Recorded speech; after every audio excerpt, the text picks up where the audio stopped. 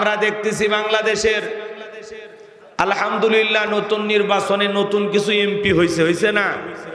এদের মধ্যে বর্তমানে বাংলাদেশের সবচাইতে আলোচিত এমপির নাম হলো হাসনাত আব্দুল্লাহ। বয়সে তরুণ, বয়স কম, রক্ত গরম, এমন এমন বক্তব্য দেয় মাথা ঘুরে যায়। আজকে উনি বক্তব্য দিচ্ছেন যে প্রধানমন্ত্রী হইয়া যদি বউকে সাথে নিয়ে ঘোরে, প্রধানমন্ত্রী হয়ে বউকে যদি এত সম্মান দিতে পারে জনাব তারেক রহমান, তাহলে আপনারা কি করেন? তখন হাসনাত আব্দুল্লাহ বলতেছে, আমাদের কাছে আমাদের বউ হলো রানীর মতো। মারহাবা খান। বেচারার সাহস আছে। উনি বলতেছে প্রধানমন্ত্রী তারেক রহমান সব জায়গায় বউ নিয়ে যাইতেছে, উনি যদি প্রধানমন্ত্রী হইয়া বউকে এত সময় দেয়, বউকে এত সম্মান দেয়, সব সময় বউকে এভাবে আগলায় রাখে প্রধানমন্ত্রী হইয়া, তাহলে আমরা কি করতেছি? তাহলে আমাদের উচিত বউকে এভাবে আগলায় রাখা এবং বউকে প্রধানমন্ত্রীর মতো সম্মান দেওয়া। হাসনাত আব্দুল্লাহ একটা জিনিস, কথা কোন ঠিক কিনা? খেজুরের হিসাব দিয়া সারা বাংলাদেশের সব এমপিদের ঘুম হারাম করে দিয়েছে। কথা বলে ঠিক কিনা? খেজুরের হিসাব দিয়ে। পরে আমরা জানতে পারলাম সৌদি আরব থেকে বাংলাদেশে খেজুরের কার্টুন আসছে 12,500। কত? এই নওগাঁ জেলাতে আসছে, আমাদের বগুড়াতে আসছে 291 কার্টুন। কথা কি বুঝতে পারতেছেন? এরপরে একেবারে ঢালাও ভাবে কত কার্টুন কোন জেলা সব বরাদ্দ চলে আনি। এর আগে কিন্তু এই তালিকা আমরা দেখি নাই। এই হাসনাত আব্দুল্লাহর কারণেই গুমর ফাঁস হয়ে গেছে। কথা বলেন ঠিক কিনা? একবারে পুরো জাতির সামনে সব উন্মোচন। কয়েকদিন আগে আবার 10 লাখ টাকা বরাদ্দ পাইছেন, সেটা আবার কিভাবে খরচ করবেন সেটা আবার হিসাব দিচ্ছেন। আবার জনগণকে বলতেছেন, আপনারা জানেন আমার বেতন কত? একটা এমপি বেতন পায় 1,74,000 টাকা। এবং ঢাকায় আমি একটা বাড়ি পাইছি, যেই বাড়ির ভাড়া 1-1.5 লাখ টাকা। আপনাদের কারণে, আপনারা ভোট দিয়ে আমাকে নির্বাচিত করছেন, আমি 5 বছরের জন্য আমি আপনাদের চাকরি করতেছি, বিদায় আপনাদের সুখে দুঃখে পাশে থাকবো। আপনাদের একটি টাকাও আমার দ্বারা এদিক সেদিক হবে না। যা বরাদ্দ পাই টু পাই হিসাব আপনাদেরকে দেব। এই জন্য হাসনাত আব্দুল্লাহ একটা পেজ খুলছে, নাম দেশে জবাবদিহিতা। মানে এই 5 বছর যদি এইভাবে প্রত্যেকটা এমপি কি পায়, এটা যদি হাসনাত আব্দুল্লাহর মাধ্যমে এইভাবে ফাঁস হতে থাকে, বাকি এমপিদের দুর্নীতি করা বন্ধ হয়ে যাবে। এই হলো তরুণদের পাওয়া। এই জন্য আজকে যুবকেরা আয়োজন করছে কারা? যুবকেরা। আলহামদুলিল্লাহ, আমি একেবারে বয়স খুব বেশি হয় নাই, মোটামুটি যুবকদের খাতারে আছি।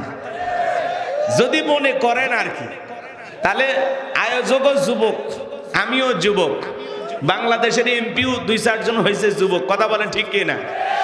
তাহলে সারা দেশে যেহেতু যুবকদের জয় জয়কার আশা করা যায়, যুবকদের মাধ্যমে সমাজ পরিবর্তন হবে। কথা বলেন ঠিক কিনা? যুবকেরা যদি জেগে থাকে, পথ হারাবে না বাংলাদেশ। কথা বলেন ঠিক কিনা? এরকম হাসনাত আব্দুল্লাহর মতো সৎ এমপি যদি বাংলাদেশের প্রত্যেকটি মানুষ পায়, বাংলাদেশ দুর্নীতি মুক্ত হবে, চাঁদাবাজ মুক্ত হবে, সন্ত্রাস মুক্ত হবে। দুর্নীতিবাজদের জায়গা বাংলার জমিনে হবে না, হবে না। এরকম সময়ের সাহসী যোদ্ধা এরাই আগামীতে বাংলাদেশকে আবারও নতুন করে পথ দেখাবে। কথা বলে ঠিক না? তো চলুন আমরা আলোচনা শুরু করি। ছোট্ট একটি সূরা আপনাদের সামনে তেলাওয়াত করেছি, সূরাটির নাম কাউসার। জোরে বলেন কি নাম? একটু মহাব্বত আর ভালোবাসা নিয়ে আমার সঙ্গে সবাই একটু তেলাওয়াত করুন। ভাই রাগ করছেন নাকি আপনারা? বিরক্ত হন নাই তো? চলুন আমার সঙ্গে একটু মহাব্বতে তেলাওয়াত করুন। আউযু বিল্লাহি মিনাশ শাইতানির রাজিম। বিসমিল্লাহির রাহমানির রাহিম। বিতাড়িত মর্দাত শয়তানের কাছ থেকে আল্লাহ পাকের কাছে আশ্রয় প্রার্থনা চাচ্ছি। পরম করুণা সিমদালু আল্লাহ তাআলার নামে শুরু করছি। ইন্না আ'তাইনা আ'তাইনাকাল কাউসার ফাসাল্লি লিরাব্বিকা ওয়ানহার ইন্না শানিআকা হুয়াল আবতার। আল্লাহু আকবার। যে কোনো আয়াত বা সূরার তাফসীর করতে হলে কোন প্রেক্ষাপটে কোন সময় আল্লাহ তাআলা সেই সূরাটি বা আয়াতটি নাজিল করেছেন, সেই নাজিলের প্রেক্ষাপট জানার দরকার আছে না নাই? আরবিতে বলা হয় শানে নজুল। যদি শানে নজুল আলোচনা করা হয় তাহলে তাফসীর বুঝতে সহজ হয়। তাহলে এই সূরাটি কোন প্রেক্ষাপটে কোন সময় আল্লাহ তাআলা তার হাবিবের উপরে নাজিল করেছেন, সেই নাজিলের সময়কালটা একটু বলা দরকার আছে না নাই? আমি কি বলবো? রাগ করবেন না তো ইনশাআল্লাহ? একটু তাকবীর দেন, লিল্লাহি তাকবীর।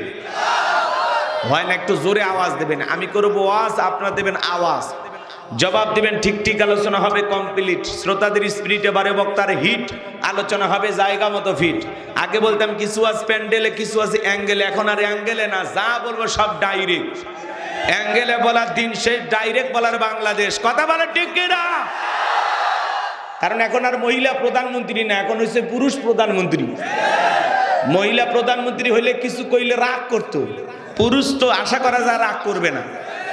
সরকার দলীয় প্রধান যিনি, তিনিও পুরুষ। বিরোধী দলীয় নেতা প্রধান যিনি, তিনিও পুরুষ। যেদিকে তাকা খালি পুরুষ দেখতেছে। কথা বলেন ঠিক কিনা? এইবার আশা করা যায় পুরুষদের সুদিন ফিরে আসবে ইনশাআল্লাহ। এর আগে তো কিছু কইলেই নারী নির্যাতনের মামলা দিত। কি বলেন? কারণ নারী পাওয়ারে ছিল। এখন আলহামদুলিল্লাহ পুরুষ প্রধানমন্ত্রী। আশা করা যায় এদেশে আর পুরুষেরা নির্যাতিত থাকবে না। কথা বলেন ঠিক কিনা? এইবার যদি পুরুষেরা ঘর জামাইয়ের জায়গা থেকে মাথা উঁচু করে বাঁচতে পারে, কথা কন ঠিক কিনা? হ্যাঁ, চলুন আমরা আলোচনা শুরু করি। ভয় আছে? ভয় ডরবিন ভাবে কোরআন এবং সুন্নাহর আলোকে বর্তমান প্রেক্ষাপটকে সামনে রেখে, বর্তমান বিশ্বকে সামনে রেখে আমরা আলোচনা করার চেষ্টা করব। আল্লাহ বক্তা শ্রোতা সবাইকে কথাগুলো বলার এবং শোনার এবং আমল করার তৌফিক দান করেন। জোরে বলুন আমিন। বিশেষ করে আমার জন্য দোয়া করবেন, আমি যেন আপনাদের সামনে সুন্দরভাবে এই বিষয়টা উপস্থাপন করতে পারি। আল্লাহ যেন সেই জ্ঞান, সেই তৌফিক আমারে দান করেন। জেলা এখন আমিন। আমার কোনো জ্ঞান নাই, জ্ঞান দেওয়ার মালিককে। ক্বালু সুবহানাকা লা ইলমা লানা ইল্লা মা আল্লামতানা ইন্নাকা আনতাল আলিমুল হাকীম। বলুন সুবহানাল্লাহ। জ্ঞান দেওয়ার মালিককে। তো আল্লাহর কাছে দয়া করুণা ভিক্ষা চেয়ে আমি আলোচনা শুরু করছি। তাহলে এই সূরাটি কোন প্রেক্ষাপটে নাজিল হয়েছে, সেই নাজিলের প্রেক্ষাপট কি একটু জানার দরকার আছে না নাই? তাহলে বলবো? তাহলে একটু জোরে সোরে তাকবীর দেন, লিল্লাহি তাকবীর। সম্মানিত ভাইয়েরা আমার, বিশ্বনবীর প্রিয় সাহাবী হযরতে আনাস রাদিয়াল্লাহু তাআলা আনহু বলেন, নবীজি কাবার হাতিমে হালান দিয়া বসা। আমি তাকায় দেখি নবীজির মনটা ভীষণ খারাপ, মুখটা মলিন, চোখের কোনা দিয়া অশ্রু ঝরতেছে। হযরতে আনাস ডেকে বলেন, কিছুটা সময় অতিবাহিত হয়ে যাওয়ার পরে আমি তাকায় দেখি আমার নবীজি মুস্কি মুস্কি হাসতেছেন। বলুন সুবহানাল্লাহ। হযরতে আনাস দেখে বলে, নবী গো, এই মাত্র দেখলাম মনটা খারাপ, মুখটা মলিন, চোখের কোনা দিয়া অশ্রু ঝরতেছে, আবার কেনই বা মুস্কি মুস্কি হাসেন? আমার নবী কেন কাঁদেন, কেন হাসেন? এর পেছনে রহস্য আছে না নাই? নবীজির কান্না করার কারণ হলো নবীজির কলিজার টুকরা ছেলে সন্তানগুলো জন্ম নেয়, আর এক এক ছেলে সন্তানগুলো মারা যায়। আবুল কাসেম মারা যায়, আবু তাকের মারা যায়, ইব্রাহিম মারা যায়। বাবা হিসাবে নবীর মনেও কষ্ট লাগে কিনা? ছেলেগুলো জন্ম নেয় আর এক এক ছেলে সন্তানগুলো মারা যায়। নবীজির কাছের চাচা নাম হলো আবুল আহাব, ডেকে বলে, ভাতিজা, তোমার বংশে ভাতিজার কেউ থাকলো না, তুমি একটা লেজ কাটা, তুমি একটা নির্বংশ, তুমি একটা হাট ফুরে জোরে কন্যা উযুবিল্লাহ। যদিও রাসূলের চারটি কন্যা সন্তান জীবিত ছিল, কিন্তু ছেলেগুলো জন্ম নেয় আর এক এক ছেলে সন্তানগুলো মারা যায়। বলেন তো বাজান, সন্তান যদি মারা যায় মনের কষ্ট কমে না বাড়ে? আরেকটু জোরে বলেন। আবার আপন মানুষ হয়ে সমালোচনা করতেছে, তাহলে কষ্ট কমে না আরো বাড়ে? আপনারাই বলুন, আল্লাহ না করুক আপনার আমার সন্তান যদি মারা যায়, কাছের আত্মীয় স্বজনদের উচিত বিপদের দিনে সান্ত্বনা দেওয়া, কিন্তু নবীর চাচা আবু লাহাব এতটাই খারাপ, সান্ত্বনা দেওয়া তো দূরের কথা, ডেকে বলে ভাতিজা তুমি একটা লেজ কাটা, তুমি একটা নির্বংশ, তুমি একটা হাট করে জোরে কন্যা ওযুবিল্লাহ। এ বাজান, এই পৃথিবীর জমিনে আল্লাহ রাব্বুল আলামিন অনেক নবী রাসূলকে পাঠিয়েছিলেন, তাদেরকে আল্লাহ রাব্বুল আলামিন সন্তান দিয়েছিলেন, তাদের সন্তানগুলো প্রাপ্ত বয়স পর্যন্ত, যৌবন পর্যন্ত পৃথিবীর জমিনে জীবিত ছিল, কিন্তু নবীজির একটা ছেলে সন্তানও কেন জীবিত থাকলো না? আল্লাহ তাআলা কেন তাদেরকে শিশুকালে উঠায় নিলেন? এর পেছনে কারণ আছে না নাই? নবীজির একটা ছেলে সন্তানও পৃথিবীর জমিনে আল্লাহ তাআলা কেন জীবিত রাখলেন না? প্রত্যেকটি সন্তানকে আল্লাহ কেন উঠায় নিলেন? এর পেছনে কারণ আছে না নাই? নবীজির ছেলে সন্তানগুলো শিশুকালে বিদায় নেওয়ার পেছনে কারণ আছে তিনটি। জোরে বলেন কয়টি? নবীর উম্মত হিসেবে জানতে মনে চায় না? কারা কারা শুনতে রাজি? দুই হাত তুলে আল্লাহকে দেখান। লিল্লাহে তাকবীর। হাত নামান আমার ভাইয়েরা। কি সেই তিনটি কারণ? যদি আমি বলতে চাই 3 নাম্বার আয়াতের আলোচনা করা লাগবে, আমি কি 1 নাম্বার আয়াত বাদ দিয়ে 3 নাম্বারে যাব, নাকি আস্তে আস্তে শুরু করা যাক? ধৈর্য আছে তো ভাই? গভীর মনোযোগ দিয়ে শুনবেন। একে তো সন্তান হারানোর ব্যথা, আবার আপন মানুষদের সমালোচনা, অন্যদিকে সাহাবায়ে কেরাম যারা ইসলাম ধর্ম গ্রহণ করে, কাফের বেঈমানরা তাদের উপর নির্যাতন জুলুমের স্টিম রোলার চালায়। হযরতে বেলাল তখনও কালেমা পড়ে মুসলমান হন নাই। নবীজি রাতের বেলায় দারুল আরকামে বসা, হযরতে বেলাল বিশ্ব নবীর দরবারে উপস্থিত হয়ে গেলেন। নবীজির চেহারার দিকে তাকাইয়া ডেকে বলে, নবী গো, আপনার চাইতে সুন্দর মানুষ আমি জীবনে কোনোদিন দেখি নাই। বলুন সুবহানাল্লাহ। আপনার আমার নবী কতটা সুন্দর ছিলেন জানেন? হযরতে জাবের রাদিয়াল্লাহু তাআলা আনহু বলেন, পূর্ণিমা রাত আমি রাসূলের বাড়িতে গিয়েছিলাম, সেদিন দেখেছিলাম চাঁদ দেখেছে 2টা, একটা চাঁদ আসমানে আর একটা চাঁদ জমিনে। হযরতে জাবের বলেন, আমি আকাশের পূর্ণিমার চাঁদের দিকে একবার তাকাই আর নবীজির চেহারার দিকে আরেকবার তাকাই। হযরতে জাবের বলেন, ওই আকাশের পূর্ণিমার চাঁদের চাইতে আমার নবীকে আমার কাছে বেশি সুন্দর মনে হয়। বলুন সুবহানাল্লাহ। আপনার আমার নবী কত সুন্দর ছিলেন জানেন? আম্মা জান আয়েশা বলেন, মিশরের নারীরা ফল কাটতে গিয়ে ইউসুফ আলাইহিস সালামের চেহারার দিকে তাকাইয়া ফল কাটতে গিয়ে আঙ্গুল কেটে ফেলে দিয়েছিল। ওরা যদি একবার আমার নবীর চেহারার দিকে তাকাইতো, শুধুমাত্র আঙ্গুল নয়, আঙ্গুল কাটতে নবীজির চেহারার দিকে তাকাইতে, শুধুমাত্র আঙ্গুল নয়, আঙ্গুল কাটতে কাটতে, হাত কাটতে কাটতে কখন যে নিজের কলিজা কেটে দুফাক করে দিত, মুহূর্তের জন্য টের পাইতো না। আপনার আমার নবী এতটাই সুন্দর। বলুন সুবহানাল্লাহ। নবীর সম্মান মর্যাদা কত আমরা বুঝি না। এক জায়গায় ওয়াজ করলাম, ভাই বলেন তো আমাদের নবীর নাম কি? বলে হুজুর আব্দুল কাদের জিলানী। পীর সাহেবের নাম মুখস্থ আছে, কপাল পোড়া নবীর নামটাও বলতে পারে না। কেমন নবী পাইছি বাজান? আম্মা জান আয়েশা বলেন, ও দুনিয়ার মানুষ, তোমাদের একটা সূর্য আছে, আমি আয়েশারও একটা সূর্য আছে। তোমাদের সূর্য উদয় হয় দিনের বেলায়, আর আমি আয়েশার সূর্য উদয় হয় রাতে। আয়েশা ডেকে বলেন, একদিন আমি সেলাইয়ের কাজ করতেছিলাম রাত্রিবেলায়, হঠাৎ করে হাত থেকে সুইটা পড়ে গেল। বাতিতে কোনো তেল ছিল না, বাতি জ্বালাইতে পারলাম না, অপেক্ষায় বৈশা থাকলাম।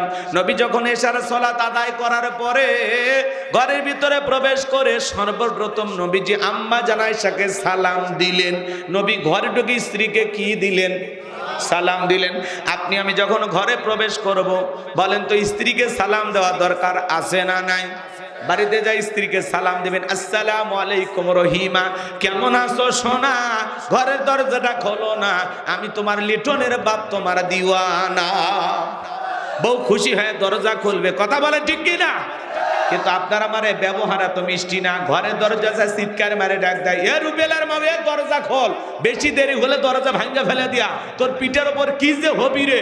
ভিতর থেকে বউ বলে, এটা স্বামী না সেখানে আশ্রয় আছে না? না আছে না নাই? বাড়িতে যাই স্ত্রীকে সালাম দিবেন। সালাম আছে যেখানে শান্তি আছে, সালাম আছে যেখানে সমাধান আছে। বাড়িতে যাই স্ত্রীকে সালাম দিবেন। পারবেন তো ইনশাল্লাহ? কথা বলেন, পারবেন তো ইনশাল্লাহ? অনেকে বক্স দেখে ভয় করেন নাকি? হ্যাঁ, এ পোলাপান কি হয়েছে? হ্যাঁ, ওদের বউ নাই, মনের দুঃখে চলে যাচ্ছে না, ওটা বসা করা যাবে না ভাই। 12টা পর্যন্ত ধৈর্য নিয়ে থাকা লাগবে। পারবেন তো ইনশাআল্লাহ? কারা কারা থাকবেন না হাত তোলেন। আপনারা থাকবেন না 12টা পর্যন্ত? কারা কারা থাকবেন 2 হাত তুলে বলেন ইনশাআল্লাহ। আর একটু জোরে বলেন ইনশাআল্লাহ। একটা তাকবীর দেন লিল্লাহি তাকবীর। তাহলে বাড়িতে যা কারে সালাম দিবেন? আচ্ছা বলেন তো, ঘরে শান্তি দরকার আছে না? না, ঘরের শান্তি পুরো দুনিয়ায় শান্তি। ঘরে জ্বালা, বাইরেও জ্বালা। কথা কয় না কে? স্ত্রীকে সালাম দেবেন, লোকজন যদি না থাকে বইয়ের হাতটা ধরে মুসাফা করবেন। এ যুবকে কার হাত? এরা কথা কয় না, এতিম নাকি? বউ না, হ্যাঁ বইয়ের হাত ধরে মুসাফা করবেন। এ যুবক কার হাত? বইয়ের হাত। পাশের বাড়ির ভাবির হাত না, ধরলে ঝাঁটা দিয়ে পিটাবে। বইয়ের হাত ধরে মুসাফা করবেন। একেবারে যদি ময়দান ফাঁকা থাকে কোলাকুলিও সেরে নেবেন। একসাথে যদি এই 3টা আমল করতে পারেন, আপনাদের দাম্পত্য জীবনের উপরে রহমত নাজিল করবেন তিনি কে? আজকে সকালে বিয়ে করে সন্ধ্যায় তালাক। কথা কয়? সকালে বিয়ে করে সন্ধ্যায় তালাক, সন্ধ্যায় বিয়ে করে সকালে তালাক। আরো যদি এই শাশুড়ি চালাক, বউ আরো তাড়াতাড়ি তালাক। অধিকাংশ পরিবারগুলো ভেঙে যায় শাশুড়ির কারণে। হ্যাঁ, নিজের সংসারে ধান্দা বাদ দিয়ে জামাইয়ের সংসারে কলকাঠি নাড়ে, আসে না? না, ওই জন্য বললাম মেয়ের মা চালাক তো মেয়ে তালাক। রাগ কইরেন না। শাশুড়িরা বুদ্ধি দেয়, মা জামাই বাড়িতে একটু ঝামেলা চলে আসবে। আমরা মরিনি মা, আমরা মরিনি। মেয়েকে বিয়ে দিছি মানে পর করে দিছি এমনটা না, প্রয়োজনে ভিক্ষা করে খাওয়াবো, আসিস বাড়িতে আসিস। এরকম মহিলা আছে না? না, নবীজি তার মেয়ে ফাতেমার বিবাহের সময় মেয়েকে বিদায় দেওয়ার বেলায় 2টা কথা বলছিলেন। কয়টা কথা? প্রত্যেকটা বাবা মা যদি এই 2টা কথা বলে তার মেয়েকে বিদায় দেয়, বিশ্বাস করেন ওই মেয়ের স্বামীর বাড়িতে মৃত্যু হবে কিন্তু তালাক হবে না। কি সেই 2টা কথা নবীজি বলছিলেন ফাতেমার বিদায়ের সময়? বলবো, একটু অপেক্ষা করেন। আবার দাম্পত্য জীবনে অনেক অশান্তি। এই দাম্পত্য জীবনে সুখ আর শান্তি যদি পেতে চান, নবীজির 4টি সুন্নত, রোমান্টিক সুন্নত। কি সুন্নত? মানে স্ত্রীর মহাব্বত আর স্বামীর মহাব্বত ভালোবাসা বৃদ্ধি করার জন্য রসুলের স্পেশাল 4টি সুন্নত। প্রত্যেকটা স্বামী স্ত্রী যদি তাদের ঘরে আমল করে, মৃত্যু পর্যন্ত সম্পর্ক টিকে থাকার গ্যারান্টি। মারহাবা কম। তাবিজ লাগবে না, পানি পড়া লাগবে না। ওই স্লোগান শোনেন না, আপনি কি দাম্পত্য জীবনে অসুখী? তাহলে দাম্পত্য জীবনে যদি সুখ আর শান্তি পেতে চান, বিনা পয়সায় আপনাদের জন্য এই 4টে সুন্নত আমি স্পেশাল ভাবে বলে দিব। বিশ্বাস করেন, আমল করলেই শান্তি। করবেন তো ইনশাআল্লাহ? কারা কারা শুনবেন একটু হাত তোলেন তো দেখি। লিল্লাহি তাকবীর। হাত নামান। এখনই যদি বলি আলোচনা এলোমেলো হয়ে যাবে, একটু ধৈর্য ধরেন বাজান গো আমার। শেষের দিকে আমি বলার চেষ্টা করব, যুবক মনে করায় দিবা। পারবেন তো নাকি ভুলে যাবেন? চলেন সামনের দিকে যাই। যে কথা বলতে চাচ্ছিলাম বাজান, তাহলে ঘরে ঢুকে স্ত্রীকে সালাম দিবেন, শুধু নিজের ঘরে না। যে কোনো মানুষের বাড়িতে প্রবেশ করতে হলে আগে সালাম দিয়ে অনুমতি নিয়ে ঢোকা লাগবে। এটা কার অর্ডার? আল্লাহর অর্ডার।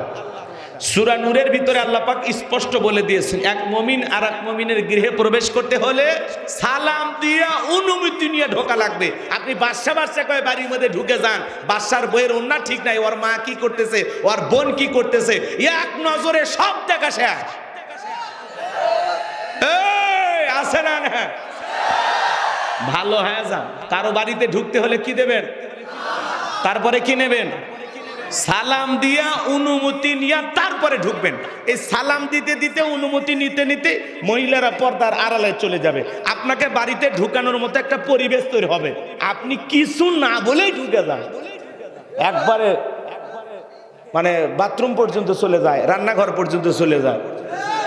মানে লোক তো ঘরে নাই, এখানে নেই, ওখানে নেই, উনি খোঁজার দায়িত্ব নিছে। পুরো বাড়ি খুঁজে লোকটা আছে কোথায় বের করতেছে। মাঝে মাঝে যা গোসলখানাতেও বের করে, হ্যাঁ, যে এ উমুকের বাপও খুঁজতে আসছিলাম। করছে আমি তো ভাই একটু বাথরুমের ভিতরে আসি বা ওয়াশরুমে আসি, এখন কিভাবে আপনার সাথে কথা বলবো, একটু দেরি করেন।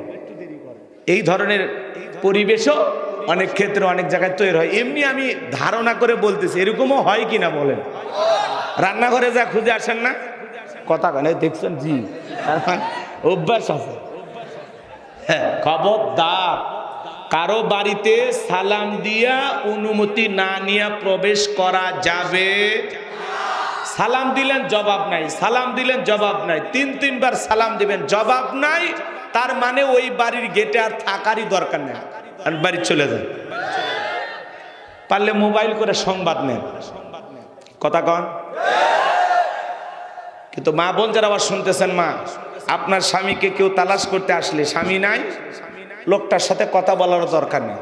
খুব বেশি যদি বাড়ির গেটে ঝামেলা করে কি করবেন? বাড়ির নাই খুঁজে নেন, সব ঝামেলা বাড়ির উপর আসে। এমন কর্কট ভাষায় জবাব দিবেন যাতে ওই লোক বোঝে বাপ রে বাপ, এটা মহিলা না অন্য কিছু। আর এখনকার মা বোনেরা এত আন্তরিক, কেউ যদি বাড়ির দুয়ারে এসে ডাক দেয়, অমুক বাড়িতে আছে, গেট খুলে দরজা খুলে, কে আপনি? কথা কয় না, আছে না নাই? খালি তা এ যুবক থামো থামো, কে আপনি, কোথা থেকে আসছেন, কারে খুঁজছে? হৃদয়, আমি তো হৃদয়ের বউ, কিছু বলবেন? ভিতর আসেন ভাই, একটা চেয়ার দিয়ে বসেন না, আমি কিন্তু ভালো চা বানাইতে পারি, এক কাপ চা খেয়ে যান। এমন কায়দায় বাড়িতে ডাক দেয় মনে হয় মায়ের পেটের ভাই, কথা ঠিক কিনা? অথচ এই মহিলা জানে না এ অপরিচিত পুরুষের সাথে তার কথা বলা জায়েজ নাই, দেখা করা জায়েজ না। গেট খুলে কয় আসেন চা খেয়ে যান, আর সাহস কি? এরকম মানুষ আছে না নাই? আল্লাহ আমার মা বোনদেরকে হেদায়েত দান করেন। একটু অপেক্ষা করেন, পরে পরে একটু পরে মহিলাদের ওয়াজ হবে, কথা কোন ঠিক কিনা? চলেন ভাইয়েরা আমার সামনের দিকে যাই, তাহলে বাড়িতে যা সালাম দিবেন তো ইনশাআল্লাহ। অনেকে বলে হুজুর সালাম দিদিকে শরম লাগে, বিয়ে করে 3 বাচ্চার বাবা হয়ে গেলেন শরম লাগে না? সালাম দিদিকে শরম লাগে, না শরম না শয়তানি। হঠাৎ করে বউকে সালাম দিলে বউ আবার চমকে উঠতে পারে, কারে সালাম দিলা? তখন বলবেন শেফালির মাও তোরে সালাম দিলাম। বউ তখন বলতে পারে বাপ রে বাপ, আজকে আবার কোন হুজুরের মুরিদ নিয়ে বাড়িতে ঢুকলা, সেদিনই তো মুখের গাছের আম চুরি করলাম।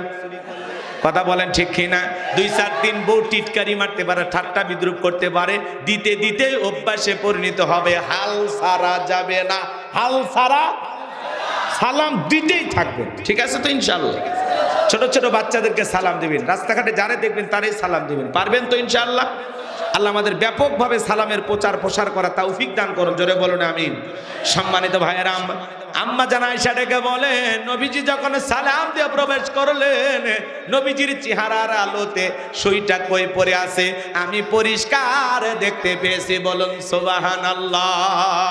পাইলে নিরালাই গো নবী, পাইলে নিরালাই, পাইলে নিরালাই গো নবী, পাইলে নিরালাই। 2 কদমে চুমু খাবো, 2 কদমে চুমু খাবো, চরণ ধুলি মাগবো গায়ে, পাইলে নিরালাই গো নবী, পাইলে নিরালাই। জোরে কোন মারহাবা। সম্মানিত ভাইয়েরা আমার, যে কথা বলতে চাচ্ছিলাম, হৃদয়ের কান পেতে কথাগুলো শোনেন। নবীর শান মান মর্যাদা কত জানেন?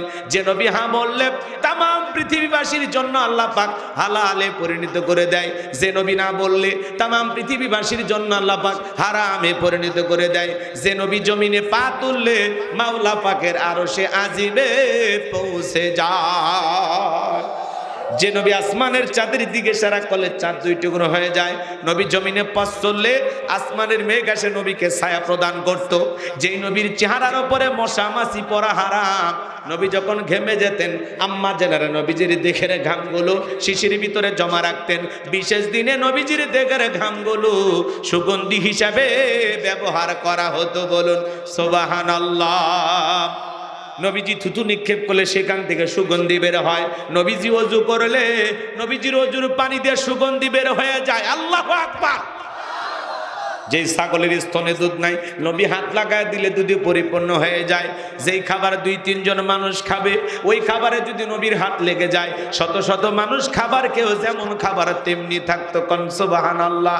যেই নবীর চেহারার দিকে তাকাইলে পেটের ক্ষুধা নিবারণ হয়ে যাইতো। আল্লাহু আকবার। সেই নবীর কাছে বেলাল, কথা মনে আছে না নাই?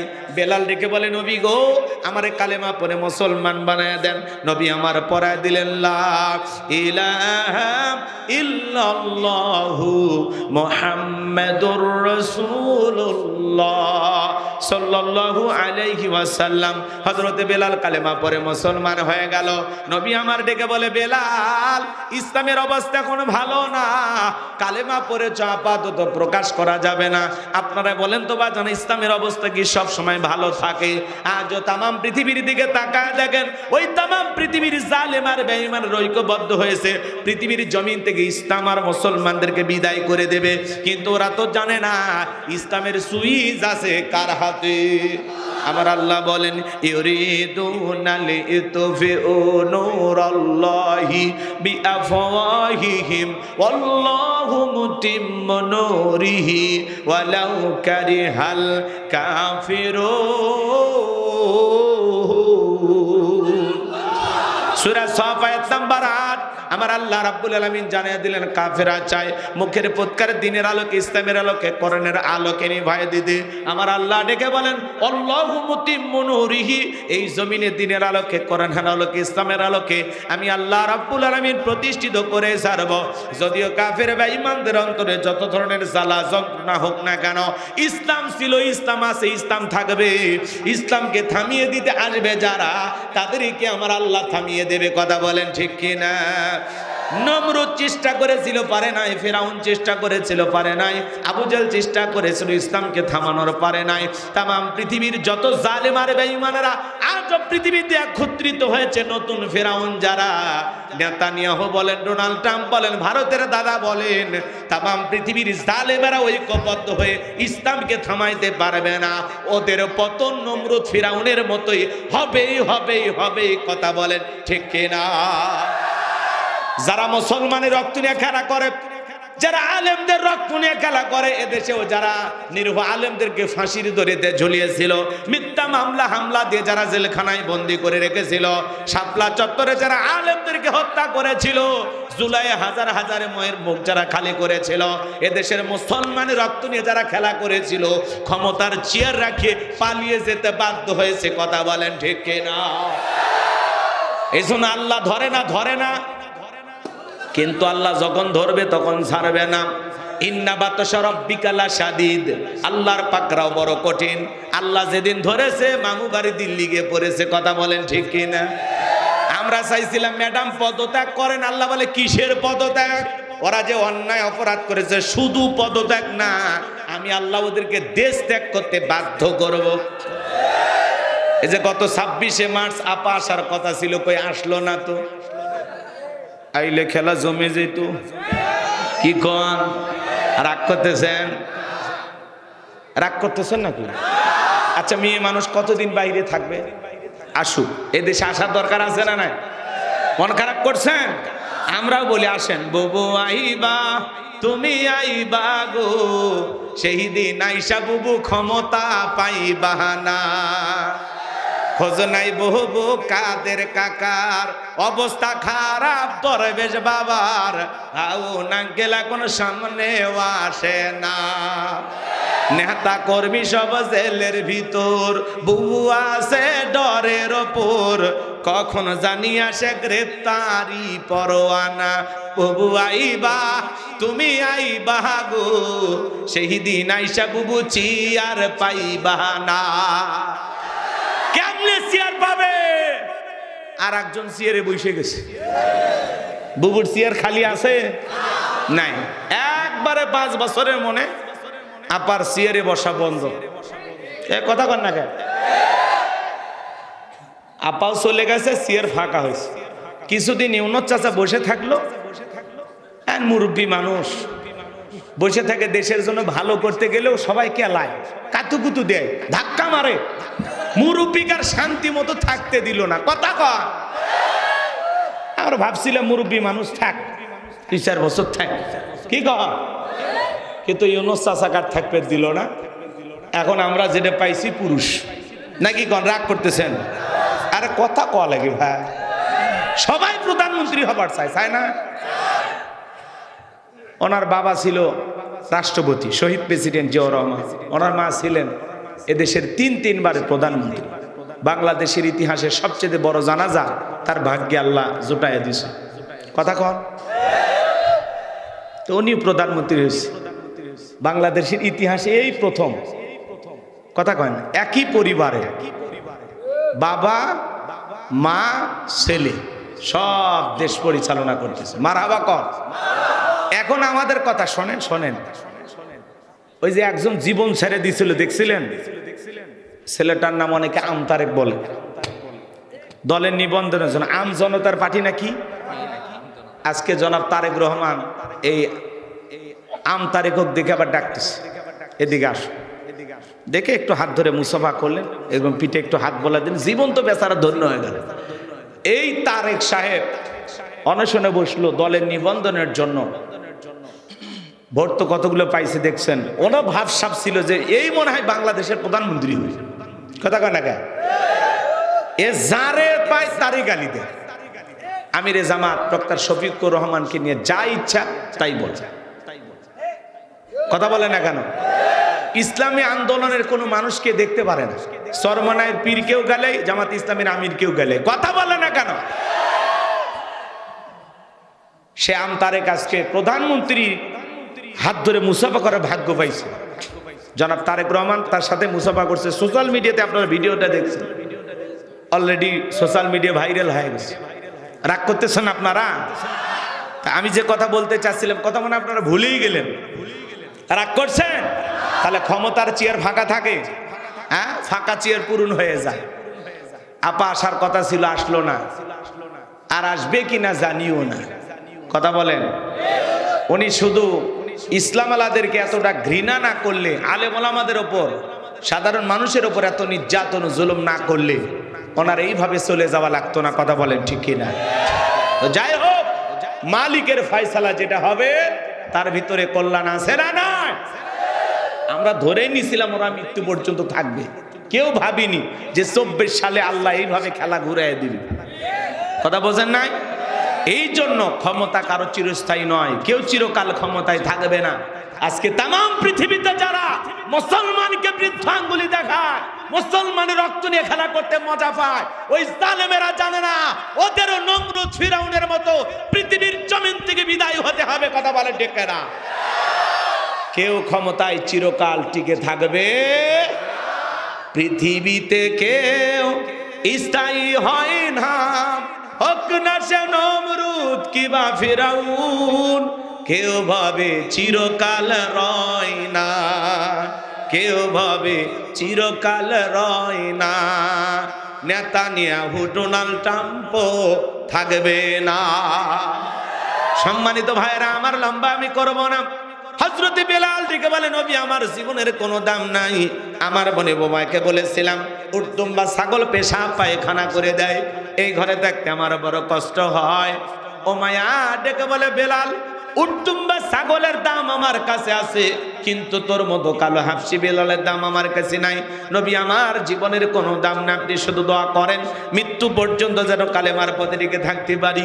এই কথা বলে আমার ভাইয়ারা হযরত বেলাল চলে গেলেন। পরের দিন সকালবেলা সূর্য উদয় হয়ে গেছে, অনেকটা বেলা হয়ে গেছে, হযরত বেলাল দরজা খোলে না। অন্য চাকর যারা আছে নালিশ নিয়ে চলে গেছে ওমায়ের কাছে, যা বলে, নেতা এখন পর্যন্ত বেলাল দরজা খোলে নাই, তাই নাকি? বলে হ্যাঁ। চলো যাই, দরজায় ডাক দেয়, বেলাল দরজা খোল। হযরতে বেলাল দরজা খোলে না, জোরে করে ধাক্কা মারছে, তখন দরজা খুলে গেছে। তখন এইবার ওমায়ে তাকায় দেখে যেই রাত্রিতে বেলাল কালেমা পড়ে মুসলমান হয়েছে, ওই রাত্রিতে একটা উটদুম বা ছাগলের কাছে কোনো পেশাব পায়খানা নাই, জোরে কোন মারহাবা। এইবার ওমায়ে ডেকে বলে, চাকরের দল বেলালের বিরুদ্ধে মিথ্যা অভিযোগ দাও, তোমরা যখন ঘুমাচ্ছিলে বেলাল তখন ময়লা আবর্জনা পরিষ্কার করেছে, তাকায় দেখো না একটা উটদুম বা ছাগলের কাছে কোনো পেশাব পায়খানা নাই। তাই নাকি বলে হ্যাঁ। সবাই তাকায় দেখে ঘটনা তো তাই। এইবার বাজান গো আমার ওমায় ডেকে বলে এই চাকরের দল যাও নিজেদের কাজ করো, বেলালের বিরুদ্ধে আমি কোনো অভিযোগ শুনতে চাই না, চলে যাও।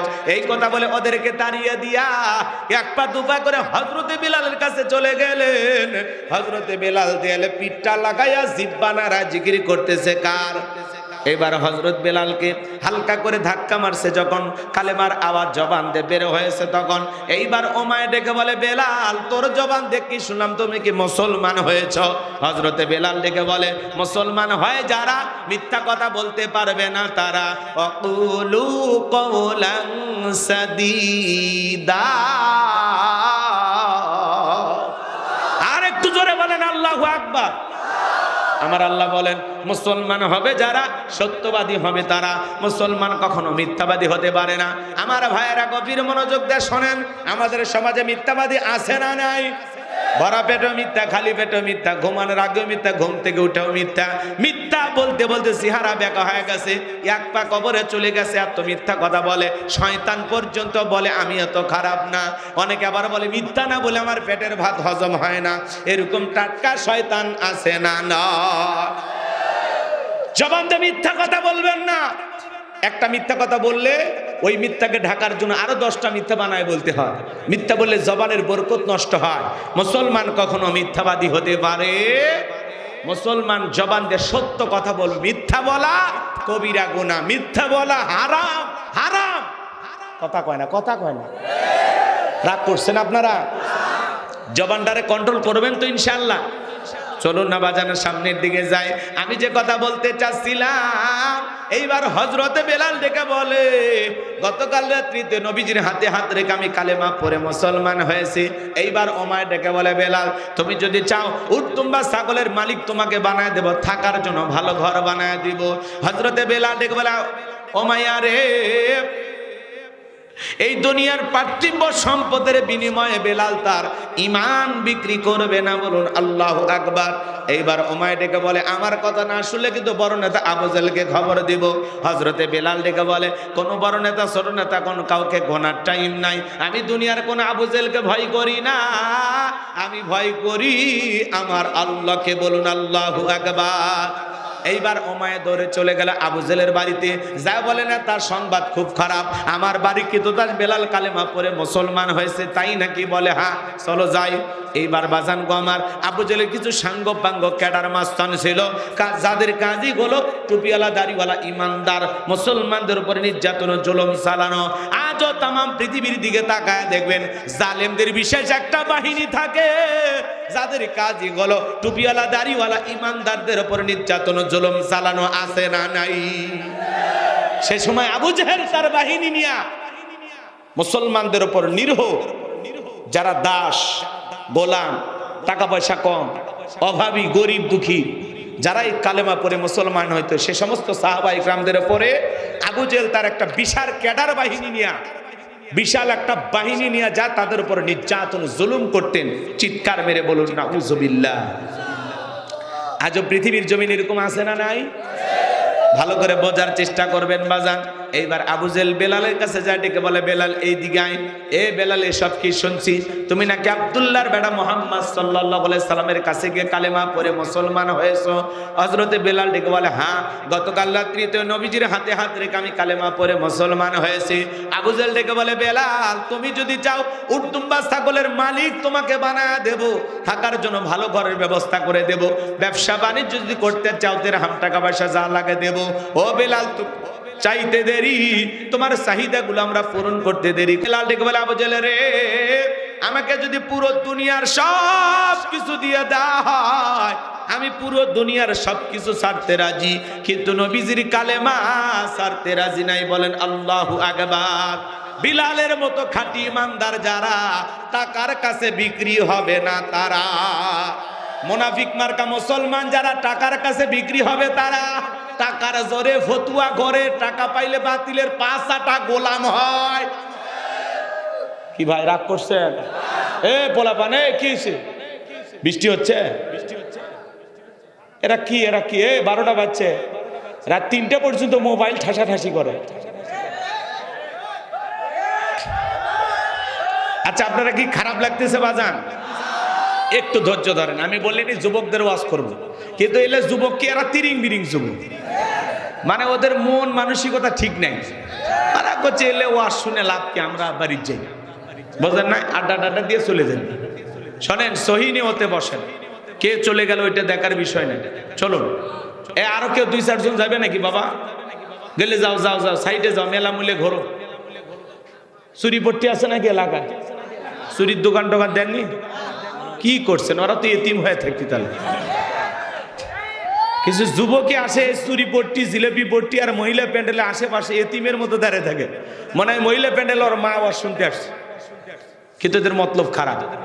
স্কুল ছুটি হওয়ার আগে দেখবেন সাইকেল নিয়ে রাস্তার ওপর দাঁড়িয়ে থাকে, কথা কয় না? এরকম দুষ্ট পোলাপান আছে না নাই? ওদের ধান্দাই হইলে।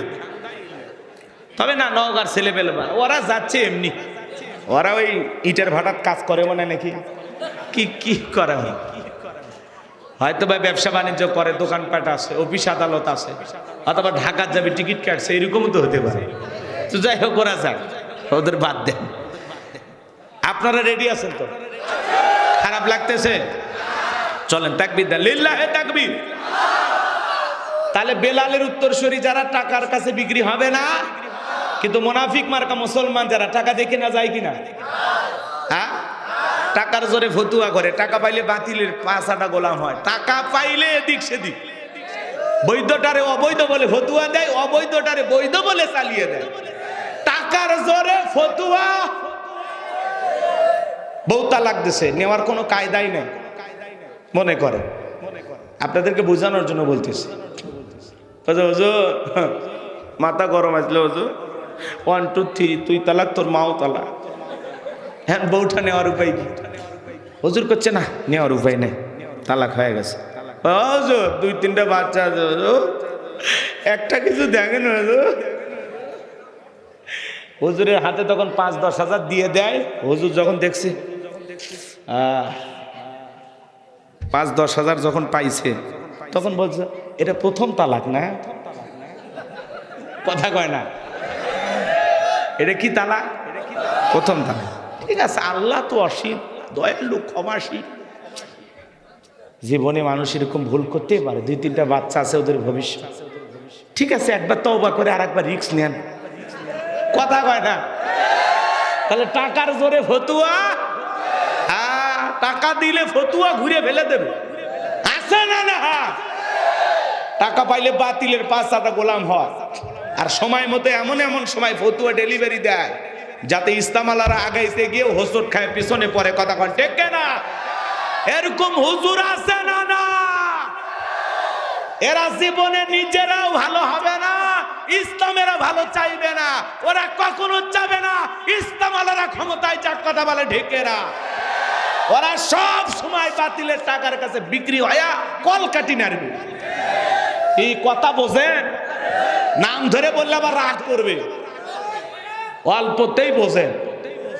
আমার ভাইয়েরা চলেন না, সামনের দিকে যায়। এইবার এই কথা যখন বললেন, বেলালের কথা শোনার পরে আবু জাহেল ডেকে বলে, বেলাল রে, এত বড় লোভনীয় প্রস্তাব দিলাম, রাজি হইলা না।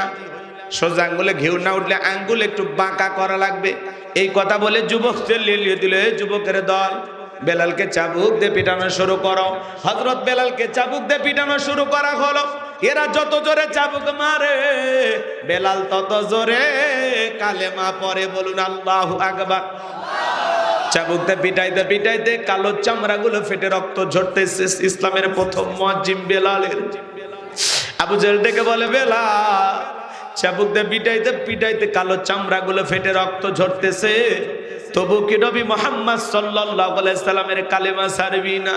হযরতে বেলাল ডেকে বলে, আবু জাহেল রে, মারতে মারতে যদি মেরে ফেলে দাও, জীবনটা দিতে রাজি, নবীজির কালেমা ছাড়তে রাজি নাই, বলেন আল্লাহু আকবার। এবার আবু জাহেল ডেকে বলে, হে যুবকের দল, পায়ে রশি বাঁধাও। হযরতে বেলালের পায়ে রশি লাগাও, উটের পায়ের সঙ্গে বাঁধো, আর আরবের উত্তপ্ত গরম বালিতে শেষরে শেষরে না ঘোরো, তাই করা হলো। হযরতে বেলালের পায়ে রশি লাগাইয়া উটের পায়ের সঙ্গে বাইদা আর আরবের উত্তপ্ত গরম বালিতে শেষরাইয়া ঘোরা গুলো বাজার, আরবের বালিগুলো এত গরম, চাল দিলে মুড়ি হয়ে যায়। বাবলা গাছের কাঁটাগুলো জিব্বার ভিতরে পেরেকের মতো মারা গেলো। বিকেল বেলা ডেকে বলে, বেলাল চাবুক দিয়ে পিটাইলাম, পাইরাশি লাগায় নিয়ে ঘুরলাম, তবু কি নবী মুহাম্মদ সাল্লাল্লাহু আলাইহি সাল্লামের কালেমা ছাড়বি না? হযরতে বেলাল ডেকে বলে, আবু জাহেল রে, মারতে মারতে যদি মেরেও ফেলে দাও, বেলালের নিঃশ্বাস থাকবে যতদিন, বেলাল ইসলামের পথে টিকে থাকবে ততদিন। আর একটু জোরে বলেন আল্লাহু আকবার। আবু জাহেল ডেকে বলে, এ যুবকের দল, বড় একটা পাথর নিয়ে এসে বেলালের বুকের উপরে চাপায়া দাও। আবু জাহেল মনে করলো বড় পাথরে চাপা রাখাতে বেলাল মারা যাবে। এই কথা ভেবে বড় একটা পাথর বুকে চাপায়া দিয়া কাফেররা যখন চলে গেল, হযরতে বেলালের হাত বাঁধা, পা বাঁধা, বুকের উপরে বিশাল বড় পাথর, আর রক্তাক্ত জিহ্বাটা নাড়াইয়া বেলাল তবুও জিকির করতেছে কা। ও নওগাঁর মুসলমান ভাইয়েরা, নিয়ামতপুরের বাবাজিরা, এ ঘুঘুডাঙ্গার তরুণ সমাজেরা, আপনাকে আমাকে জিকির করার জন্য কেউ মারে না, পেটে না, ধমক দেয় না, তবু আমরা কপাল পরে আল্লাহর জিকিরি করি না। হাদিস শরীফের ভিতরে আসছে বাজান, নবীজি বলেছেন, যার জিহ্বাটা আল্লাহর জিকিরে তরু তাজা থাকে, আল্লাহর জিকিরে ভিজা থাকে, ওই জিহ্বাওয়ালা মানুষ কোনোদিন জাহান্নামের আগুনে জ্বলবে না। বলুন সুবহানাল্লাহ। আমার আল্লাহ বলেন, ফাযকুরুনি আযকুরুকুম ওয়াশকুরুলি ওয়ালা তাকফুরুন, তোমরা আমারে স্মরণ করো, আমি আল্লাহ তোমাদেরকে স্মরণ করব। কৃতজ্ঞতা প্রকাশ করো, অকৃতজ্ঞ হয় না। এবার জান জিকির করার জন্য আলাদা সময় লাগে না। মাঠে ময়দানে কাজ করতে করতে আল্লাহর জিকির করা যায়, ব্যবসা বাণিজ্য করতে করতে আল্লাহর জিকির করা যায়, অফিস আদালতে বসে বসে আল্লাহর জিকির করা যায়, রাস্তা দিয়ে হাঁটতে হাঁটতে আল্লাহর জিকির করা যায়, রিক্সা ভ্যান চালাইতে চালাইতে আল্লাহর জিকির করা যায়। সব সময় জবানে আল্লাহর জিকির চালু রাখতে হবে। মা বোন যারা আবার শুনতেছে না, মা মাসে কয়েকদিন আপনাদের নামাজ পড়া নিষেধ আছে, কিন্তু জিকির করার জন্য নিষেধ নাই মা। ওই সময়গুলোতে আপনারা বেশি বেশি করে জিকির করে কাটাবেন, জিকির করতে কোনো বাধা নাই। সব সময় জবানে জিকির চালু রাখবেন, সুবহানাল্লাহ, আলহামদুলিল্লাহ, লা ইলাহা ইল্লাল্লাহ, আল্লাহু আকবার, সুবহানাল্লাহি ওয়া বিহামদিহি, সুবহানাল্লাহিল আযীম, আল্লাহু আকবার। নবীর এক সহজ সরল সাহাবী এসে বলে, নবী, ইসলামের এত বিধিবিধান আমার মনে থাকে না, সহজ কোন আমল দেন। আমার নবী ডেকে বলে, সাহাবী, সব সময় আল্লাহর জিকিরে যদি জিহ্বাটা তরুতাজা রাখতে পারো, আল্লাহর জিকিরে জিহ্বাটা যদি ভিজে রাখতে পারো, এই জিকির তোমাকে জান্নাতে পৌঁছায় দেবে। বলুন সুবহানাল্লাহ। তাহলে সব সময় জবান দিয়ে জিকির করতে হবে। কার? বেলালের মতো কেউ মারে না, পেটে না, ধমক দেয় না, তবুও কেন আমরা আল্লাহর জিকির করব না? আমরা সব সময় আল্লাহর জিকির করব। গভীর মনোযোগ আমার দিকে তাকান, এই যুবক কানটা লাগাও। হযরতে বেলাল রক্তাক্ত জিহ্বাটা নাড়াইয়া চোখের পানি ছেড়ে দিয়ে কাঁদেন আর ডেকে বলেন, আল্লাহ, তুমি তো সেই আল্লাহ, ইব্রাহিমের জন্য যদি নমরুদের আগুনকে আল্লাহ ফুলের বাগান বানায় দিতে পারো, ও আল্লাহ তুমি কি পারো না? আমি বেলালের বুকের উপরে পাথর থাকার কারণে তোমার মতো মালিকের জিকির করতে বড় কষ্ট, ও আল্লাহ তুমি কি পারো না আমি বেলালের বুকের পাথরটাকে তুলার মতো নরম বানায় দিতে? হযরতে বেলাল দোয়া করতে দেরি, আসমানের মালিক আল্লাহ দোয়া কবুল করতে দেরি করে নাই। বেলালের বুকের পাথরটাকে আমার আল্লাহ তুলার মতো নরম বানিয়ে দিয়েছেন। বলুন সুবহানাল্লাহ। এইবার বেলাল নিঃশ্বাসের সাথে, বেলালের নিঃশ্বাসের সাথে পাথর ওঠে আর নামে আল্লাহু আকবার। আশিক রাসূল বেলাল, নবীর পাগল বেলাল, নবীকে কতটা ভালোবাসতেন জানেন বাজান গো আমার? আহারে, নবী যখন মক্কা নগরীতে পথ চলতো, বেলাল একবার ডানে যায় আর একবার বামে যায়। নবী ডেকে বলে, বেলাল বুঝিন, একবার ডানে যাও একবার বামে যাও, কারণটা কি? হযরতে বেলাল ডেকে বলেন, নবী গো, আমি আমি ডান দিকে যাই আর মনে মনে ভাবি ওরা যদি ডান থেকে তীর নিক্ষেপ করে ওই তীরটা যেন আমি বেলালের বুকের ভিতরে ঢোকে। আবার বাম দিকে যায়, মনে মনে ভাবি ওরা যদি বাম থেকে তীর নিক্ষেপ করে ওই তীরটা যেন সর্বপ্রথম আমি বেলালের বুকের ভিতরে ঢোকে। আমি বেলাল মারা গেলে ইসলামের ক্ষতি হবে না, আপনি নবী মারা গেলে ইসলাম আর মাথা উঁচু করে সামনের দিকে দাঁড়াতে পারবে না। কাফেরা হলো আপনার শত্রু, কখন কোন দিক থেকে আক্রমণ করে আমি জানি না। এই জন্য আমি আপনার ডানে যাই আর বামে যাই। বলুন আল্লাহু আকবার।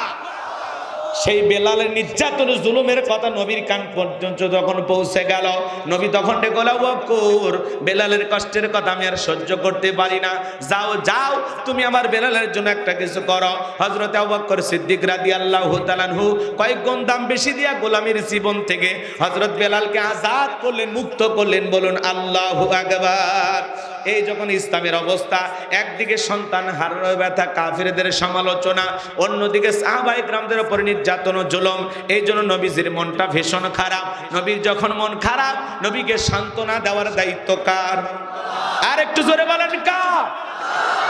আমার আল্লাহ ডেকে বলে, জিবরাইল, আমার বন্ধুর মা নাই, বাবা নাই, আমি ছাড়া আমার বন্ধুর কেউ নাই রে জিবরাইল। আমার বন্ধুর মনটা হয়েছে ভারী, আমি আল্লাহ সইতে নাহি পারি। লাহু মাহফুজ থেকে সূরা কাউসার নিয়ে যায় আমার বন্ধুর উপরে নাজিল করা তাড়াতাড়ি। বলুন আল্লাহু আকবার।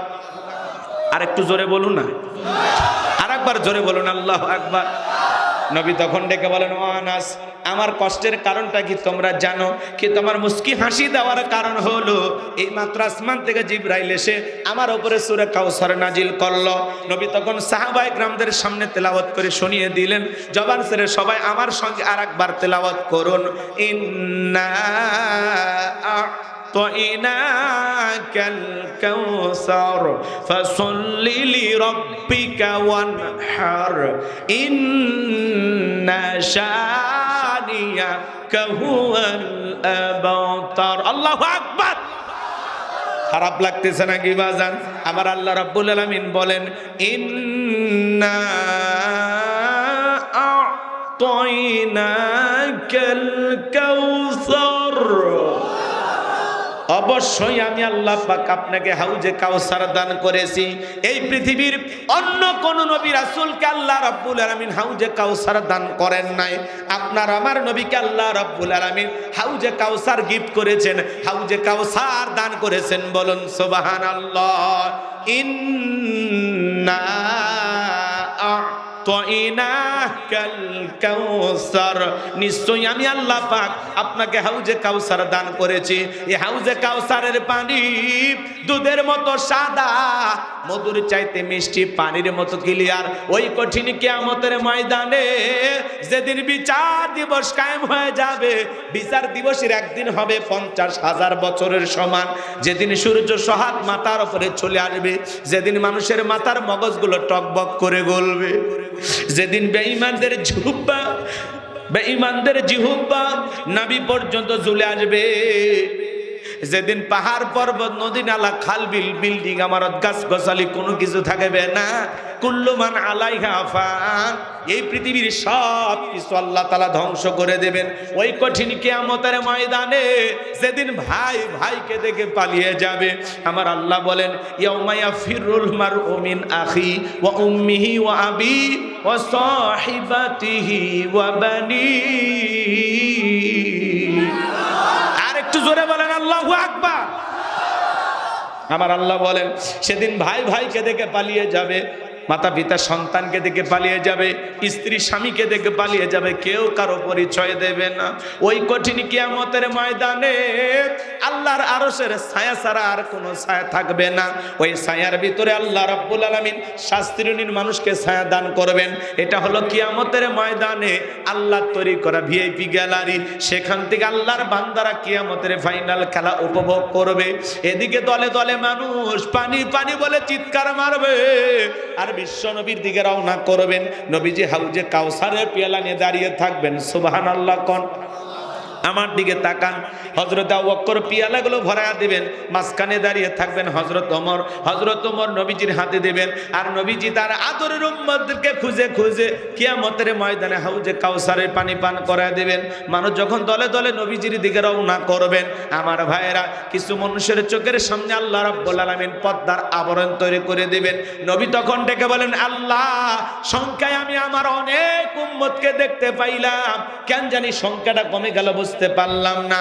আমার আল্লাহ তখন ডেকে বলবে, বন্ধু, পাইকারি দরে আপনি সবাইকে হাউজে কাউসারের পানি পান করাইতে পারবেন না। দুনিয়ার জীবনে দুইটি অপরাধ করেছিল যারা, কিয়ামতের ময়দানে আজকে আপনার হাতে পানি পাবে না তারা। জোরে বলেন, কয়টি অপরাধ? কথা বলেন না কেন? এ যুবক, ঘুমাইছো? কয়টা অপরাধ? এই দুইটি অপরাধ আপনার আমার ভিতরেও থাকতে পারে কিনা? দুইটি অপরাধ কি জানার দরকার আছে না নাই? কারা কিয়ামতের ময়দানে হাউজে কাউসারের পানি পাবে না, একটু খেয়াল করে শোনেন বাজান। আমি একটু পরে বলতেছি, সামনের দিকে যাই। আমি যে কথা বলতে চাচ্ছিলাম, নবীজির হাতে এক পেয়ালা হাউজে কাউসারের পানি যদি পান করতে পারেন, জান্নাতে ঢোকা পর্যন্ত আপনার আর তৃষ্ণা লাগবে না, তৃষ্ণা মিটে যাবে। বলুন সুবহানাল্লাহ। ও নওগাঁর মুসলমান ভাইয়েরা, কারা কারা নবীজির হাতে কিয়ামতের ময়দানে হাউজে কাউসারের পানি পান করতে চান? দুইটা হাত তুলে আল্লাহকে দেখান। আমার সঙ্গে বলুন, আল্লাহ আমাদের সবাইকে কিয়ামতের ময়দানে নবীজির হাতে হাউজে কাউসারের পিয়ালার পানি পান করার তৌফিক দান করুন। চিল্লা বলুন আমিন। আরেকটু জোরে বলুন আমিন। আরো একবার বলুন আমিন। হাত নামান। আমার সোনা ভাইয়েরা, এই যে হাউজে কাউসারের পানি চাইলে কি পাওয়া যাবে? কথা কন। পানি চাইলেন আর পাইলেন? এক্সাম্পল, উদাহরণ, কথা বোঝানোর জন্য আমি আপনাদের এলাকায় আসলাম। একটা ছেলের হাতে কিছু চকলেট দিলাম, দিয়ে বললাম, ভাতিজা আমার জন্য এক বোতল পানি আনো, একটু ওযু বানাবো। ওই ছেলেটা চকলেট পেয়ে মারছে দৌড়, মাঝখানে আসার খাইয়ে পড়ে গেছে, হাঁটু ছিলে গেছে, রক্ত বের হয়েছে। এরপরে বদনা ভরিয়া পানি নিয়ে আমার সামনে হাজির। আমি তখন বললাম, বাবা, এই পানি টানতে গিয়ে কষ্ট হয়েছে, মাঝখানে আসার খাইয়ে পড়ে গেছো, হাঁটু ছিলে গেছে, ব্যথাও মনে হয় পাইছো। ওই চকলেট থাকার কারণে ছেলে বলতেছে, আমি এরকম কত পড়ে যায়, আমার কিছুই হয় না। ওই চকলেট থাকার কারণে ব্যথাকে ব্যথা মনে হচ্ছে না। কথা বলেন ঠিক কি না?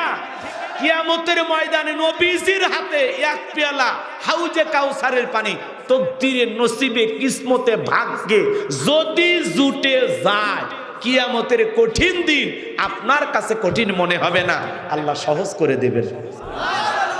সুবহানাল্লাহ। পকেটে তুলে রাখেন, কাল 9টার পরে ভাবিক সাথে নিয়ে বইলেন। একটু জোরে কর না সুবহানাল্লাহ।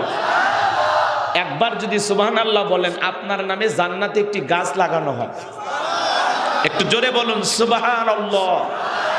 আমার সোনা ভাইয়েরা, নবীজির হাতে হাউজে কাউসারের পানি আর আল্লাহর আরশের নিচে ছায়া যদি ভাগ্যে জুটে যায়, আপনি জান্নাতি, আপনার আর টেনশনই নাই।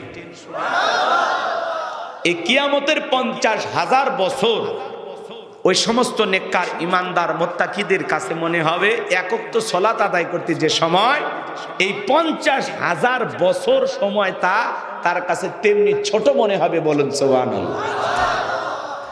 সে হাউজে কাউসারের পানি চাইলে পাওয়া যাবে না, কাজ করতে হবে। জোরে বলেন, কি করে লাগবে? ঠান্ডা পানি দিয়ে ওযু বানায় সালাত আদায় করতে হবে।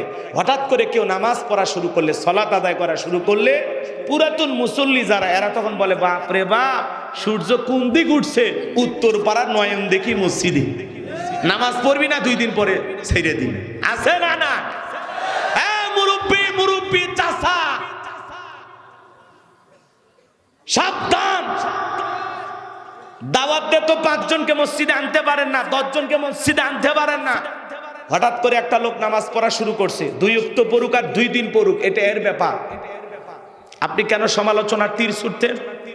কেন লোকটারে সমালোচনা করে কষ্ট দিতেছেন? আপনার এই সমালোচনায় শুই না, এই লোক যদি আর আল্লাহর ঘরে না আসে, আল্লাহর কাছে কি জবাব দিবেন? বেটা মুরব্বী হইছে, বয়স হইছে, তাও বুদ্ধি হইল না। এত পাকলো, তাও বুদ্ধি পাকলো না। এ রাগ করছেন? এরকম খাটাস টাইপের কিছু মুরব্বী আছে, খাটাস খাটাস। আপনাদের এলাকায় আছে নাকি? মুরব্বীদের অপমান করছি না। কেন আপনি একজন নামাজি আসলে কেন এই কথাটা বলেন, মনের মধ্যে এই কথাটা কেন বলেন জানেন? শয়তান আপনাদের দিয়ে বলায় নেয় কথা কন। নামাজি যদি 2 জন বেশি হয় মসজিদে, এতে আপনি খুশি না বেজা? তাহলে কেন বললেন যে নামাজ 2 দিন পড়বি না ছাইরে দিবি? এই আল্লাহর সাথে ঠিকঠাক ভাবে নামাজ পড়, ফাজলামি করিস না, এলে বলার দরকার আছে আপনার? ওই লোকটা কি আপনার দাওয়াতে মসজিদে আসছে? তাহলে দাওয়াত দিয়ে আনিনি, তাহলে ফটো ফটো করতেছেন কেন? কথা বল নাকি আপনারা? আপনার দায়িত্ব কি? দেখে খুশি হবে, আনন্দিত হবে যে ভাতিজা তুমি মসজিদে আসছো, দেখে দিলটা ভরে গেছে। বিশ্বাস করো ভাতিজা, আল্লাহর কাছে আমি দোয়া করি, আল্লাহ আমার এই ভাতিজাকে মৃত্যু পর্যন্ত মসজিদে এসে 5 ওয়াক্ত নামাজ পড়ার তৌফিক দান করুন। আপনি দোয়া করেন, ভালোবেসে বুকে নেন, পারলে দোয়া করেন যে ভাতিজা আসরের নামাজের পরে ঘুঘুডাঙ্গা বাজারে বইসা 1 কাপ চা না খাইলে তোরে ছাড়বো না। এই কথা কন। এরকম নামাজির ব্যবহার হবে। খবরদার নামাজি হয়ে আর এক নামাজিরকে এইভাবে সমালোচনা করে কষ্ট দেবেন না, মনে থাকবে। যুবক বয়সে দাঁড়িয়ে রেখেছে, এটার সমালোচনা। এই বয়সে দাঁড়িয়ে রেখি বউ নিয়ে ঘুরতে গেছে, ভাবি আসসালামু আলাইকুম, সাথে চাচার খবর কি? বউ বাড়ি দেশে রাগ করে, বাহিরে তোমার সাথে যাওয়া যায় না কেন? কয় আমার ডাকে ভাবি আর তোমার ডাকে চাচা। যেই বউ নবীর সুন্নত দাড়িকে মহাব্বত করে না, এই বউ আপনাকে 100% ভালোবাসা দিতে পারে না। কথা বলে ঠিক না? পৃথিবীর সকল নবীদের মুখে দাড়ি ছিল, এই দাড়ির ভিতরে আছে মদিনাওয়ালার প্রেম ভালোবাসা। কথা বলেন। হে যুবক, পরিষ্কার শুনে নাও, যে নারী তোমাকে দাড়ি রাখা দেখে আনস্মার্ট মনে করে, তোমাকে অবজ্ঞা অবহেলা করে, তোমাকে খ্যাত মনে করে, মনে রাখবা যে নারী তোমার মুখের দাড়িটাকে অপছন্দ করে, ওই নারী তোমার স্ত্রী হওয়ার যোগ্যতা রাখে না। ওই নারী তোমার ঘরের বউ হওয়ার অধিকার রাখে না। ওর কাছে টিকটকার স্বামী লাগবে, ওর কাছে ইয়াবাখোর নিশাখোর লাগবে, অনলাইনে জুয়া খেলে এরকম যুবক লাগবে। ভালো ছেলে ওর ভাগ্যে জুটবে না, ওর ভাগ্যে জুটবে বিড়িখোর, গাঁজাখোর, ইয়াবাখোর, মদখোর, হারামখোর, লুচ্চা, বদমাইশ। ওর আর ভালো স্বামী জুটবি না। এ থাম বাবা, ও আবার করছে হিরো আলম স্বামী, ও আর কত বিয়ে করবে, করুক। রাগ করতেছেন আপনারা? হিরো আলমকে ভালোই চেনেন না? কয়েকদিন আগে জেল খাটছে, ও আবার জেল খেটে বের হয়ে বলতেছে জেলের পরিবেশ আগের চেয়ে ভালো, খাবার দাবার খুবই উন্নত, পোলাপান খুব চেনে। হ্যাঁ আচ্ছা চলুন সামনের দিকে যাই। বিরক্ত হয়েছেন আমার কথা? খারাপ লাগতেছে? তাহলে দাড়ি কার সুন্নত? মদিনাওয়ালার সুন্নত। কার সুন্নত? আমাদের নবীর সুন্নত। টুপি খোলা যায়, জুব্বা খোলা যায়, দাড়ি এমন একটা সুন্নত 24 ঘন্টা লাগে থাকে। সুবহানাল্লাহ। তার মানে দাড়ি কাটা মানে 24 ঘন্টায় তোমার আমলনামায় গুনাহ লেখা হচ্ছে। আল্লাহ যুব সমাজকে হেদায়েত দান করে। যুবক, মদিনাওয়ালার প্রেম ভালোবাসা যদি বুকে থাকে, আর দাড়িতে খুল লাগায় না, বেল্ট লাগায় না। 50-60 বছর বয়স হয়ে গেছে, মুরব্বী মানুষ, চামড়া জইরা গেছে, সেলুনে যায় কয় নাপিতের কাছে মাইরা দে, ক্লিন শেভ কর। নাপি তো বিরক্ত হয়, চাচা যে কায়দায় চামড়া জড়ে গেছে, প্লাস দিয়ে টেনে টেনে শেভ করালাম, দাড়িটা ছেড়ে দেন, আপনিও বাঁচেন আমরাও বাঁচি। কয় না বাবা, দাড়ি রেখেলে চুলকে, দাড়ি রাখলে চুলকায়। হ্যাঁ, কবরে যাও, ফেরেশতারা চুলকানির মলম নিয়ে বসে আছে, তোর জাগা মতো মলম লেগে দিবে। কথা বলে ঠিক না? হে যুবক, টুপি দাড়ি ভালো লাগে না? নওগাঁ থেকে ঢাকার উদ্দেশ্যে রওনা করেছো হানিফ গাড়িতে চইরা, আল্লাহ না করুক বাস দুর্ঘটনায় ট্রাক আর বাস মুখোমুখি সংঘর্ষ, তুমি মারা গেছো, ইন্না লিল্লাহি ওয়া ইন্না ইলাইহি রাজিউন। পকেটে টুপিও নাই, মুখে দাড়িও নাই, মানুষ তখন কি করবে? হয় সেন খুলবে, না হলে লুঙ্গি তুলবে। কথা বলে ঠিক কিনা? হে যুবক, মুখে যদি দাড়ি থাকে আর মাথায় যদি টুপি থাকে, বুঝতে পারবে এটা মুসলমানের সন্তান। কথা বলে ঠিক না?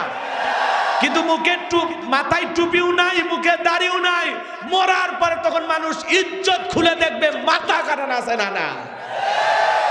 এই জন্য ভালো হয়ে যাও, সফরে বের হলে দুইটার একটা নিয়ে ঘোরো, হয় টুপি না হলে দাড়ি, কথা কর, যাতে মরার পরে তুমি যে মুসলমান এটা চিনতে সহজ হয়। আর আপনি যদি বলেন হ্যাঁ হুজুর মরার পরে দেখবি, ব্যাপার হলো, তাহলে আপনি আসলে একটা বেহায়া গো, আপনার লজ্জা নাই, শরম নাই। মরার পরে কেন দেখবে মানুষ? রাগ করতেছেন? বিরক্ত হয়েছেন? আল্লাহ আমার যুবক ভাইদের হেদায়েত দান করে। যুবক দুইটা পা গায়ে দাও, আমি তোমাদের পা ধরে বলে যাই, আমি গুনাহগারের কথায় মদিনাওয়ালাকে ভালোবাসা, নবীর মহাব্বত আর দরদ ভালোবাসা নিয়ে এরকম কি 2-4 জন যুবক দাড়ি ছাড়া আজকে নিয়ত করলেন হুজুর কথা দিলাম আর দাড়ি কাটবো না, নবীকে ভালোবাসে দাড়ি রাখবো হুজুর আর কাটবো না, এরকম 2-1 জন কেউ আছেন আজকের মাহফিল থেকে এরকম শপথ ওয়াদা দিতে পারবেন? আছেন কোন সোনা ভাই? ও যুবক আর দাড়ি কাটবা না, আছে কেউ? আছে, হাত তোলেন তো সোনা ভাই আমার। আলহামদুলিল্লাহ, আলহামদুলিল্লাহ। যে সমস্ত যুবকেরা হাত তুলেছে, আল্লাহ যারা মদিনাওয়ালার সুন্নতকে মহাব্বত করলো, নবীর মহাব্বত ভালোবাসায় দাঁড়িয়ে রাখতে চাইলো, আল্লাহ এই সমস্ত যুবকদেরকে মদিনাওয়ালার সাথে একই জান্নাতে কবুল করে নিও। চিল্লা কোন আমি, আর একটু জোরে বলেন আমি। আরে ভক্ত আমি এত আসতে রয়েছেন, ওয়াজটা শেষ করলে বলবেন তো। দেখেন তো হুজুর কোন ওয়াজ করে, তাই না? আচ্ছা এইবার শোনেন, তাহলে এদিক খেয়াল করেন, তাহলে হাউজে কাউসারের পানি চাইলেই পাওয়া যাবে না, কাজ করতে হবে। জোরে বলেন, কাজ করতে হবে কয়টি? 2টি। আরো জোরে, 2টা আঙ্গুল তুলে বলেন তো, কয়টি? 2টি। আরো জোরে, জোরে হলো না, উঠেই যাবে। হাত নামা আমার সোনা ভাইয়েরা, সেইটা আল্লাহ তাআলা 2 নম্বর আয়াতে জানিয়ে দিলেন, ফাসল্লিলি রাব্বিকা ওয়ানহার। বলুন বলুন, ফাসল্লিলি রাব্বিকা ওয়ানহার। 1 নাম্বার হলো ফাসল্লিলি রাব্বিকা, রবির উদ্দেশ্যে সালাত আদায় করা লাগবে, রবির উদ্দেশ্যে নামাজ আদায় করা লাগবে। নামাজ হবে একমাত্র কার জন্য? তাহলে হাউজে কাউসারের পানি পান করতে গেলে 2টি কাজ করতে হবে। 1 নাম্বার হলো রবের উদ্দেশ্যে সালাত আদায় করলে। ভাই ঠিক আছে? আপনি না সভাপতি না? সভাপতি নাকি আপনি? সভাপতি, আপনি সহসভাপতি? আচ্ছা আপনি ঠিক আছে বাবাজি, আলহামদুলিল্লাহ। থাকেন, আশেপাশে সব মুরব্বী আছে, ভালো মুরব্বীদের মাঝখানে আমি যুবক তো, সাহস পাওয়া যায়। মুরব্বীরা কাছে থাকলে মানে বেশি সাহস লাগে। কথা বলছেন? কয়েকদিন আগে এক মাহফিলে মুরব্বী পাইছি, একেবারে সেই রকম মুরব্বী। কথা বোঝেননি? বসা মাত্র করছে, হুজুর রাজনীতির কথা কই না, মনে হচ্ছে এটা সোয়াক্কানা মারি। খেলে মুরব্বী বাপের বয়সী বেঁচে গেছে। আচ্ছা আমি গাইবান্ধা থেকে যাচ্ছি, রাজনীতি করবে? হ্যাঁ, আর আমি রাজনীতি করলে কি দুনিয়ার পচা রাজনীতির কথা বলবো? আমি বললো কোরআন সুন্নাহ থেকে বলবো। কথা বলেন, নবীর জীবন থেকে বলবো, সাহাবা ইকরামদের জীবনে থেকে বলবো। যে রাজনীতি করা ফরজ, যে রাজনীতি করলে জান্নাত কনফার্ম। কথা কর, ওই মনে করছে আমি ঘুমসোরের কথা কই। 2 নাম্বারের কথা আমরা কই নাকি? আমরা যা কব 1 নাম্বার। কথা বলেন, একটু অপেক্ষা করে সামনে যাই। তাহলে হাউজে কাউসারের পানির জন্য কয়টি কাজ? 1 নাম্বার ফাসল্লিলি রব্বিকা, আয়াতের দিকে তাকান। ফাসল্লিলি রব্বিকা, রবের উদ্দেশ্যে সালাত আদায় করতে হবে। নামাজটা হবে কার জন্য? কুল ইন্না সালাতি ওয়া নুসুকি ওয়া মাহইয়ায়া ওয়া মামাতি লিল্লাহি রাব্বিল আলামিন। সূরা আনআম আয়াত নাম্বার 162। আল্লাহ রাব্বুল আলামিন জানিয়ে দিলেন, নবীজি আপনি বলুন, আমার নামাজ, আমার কুরবানি, আমার জীবন, আমার মরণ লিল্লাহি রাব্বিল আলামিন, আসমান জমিনের প্রতিপালকের জন্য। তাহলে মুমিন জীবনের সব ইবাদত হবে একমাত্র কার জন্য?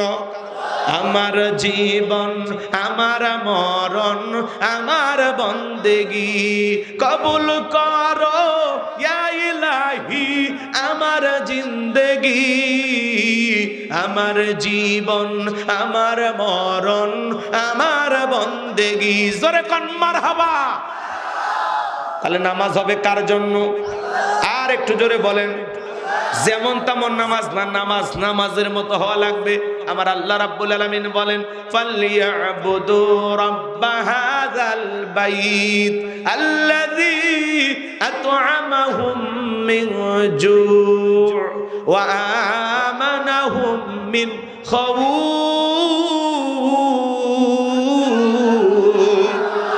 আবার আল্লাহ রাব্বুল আলামিন বলেন এই ঘরের মালিকের ইবাদত করো। তোমার নামাজ যদি নামাজের মতো হয়, যে বান্দা 5 ওয়াক্ত সালাতে মাথা নত করে আমি আল্লাহকে সিজদা দেবে, বান্দারে তোমার নামাজ যদি নামাজের মতো হয়, আমি আল্লাহ তোমাদেরকে দুইটা জিনিস দেব। এক নাম্বার হলো রিজিকের টেনশন করা লাগবে না।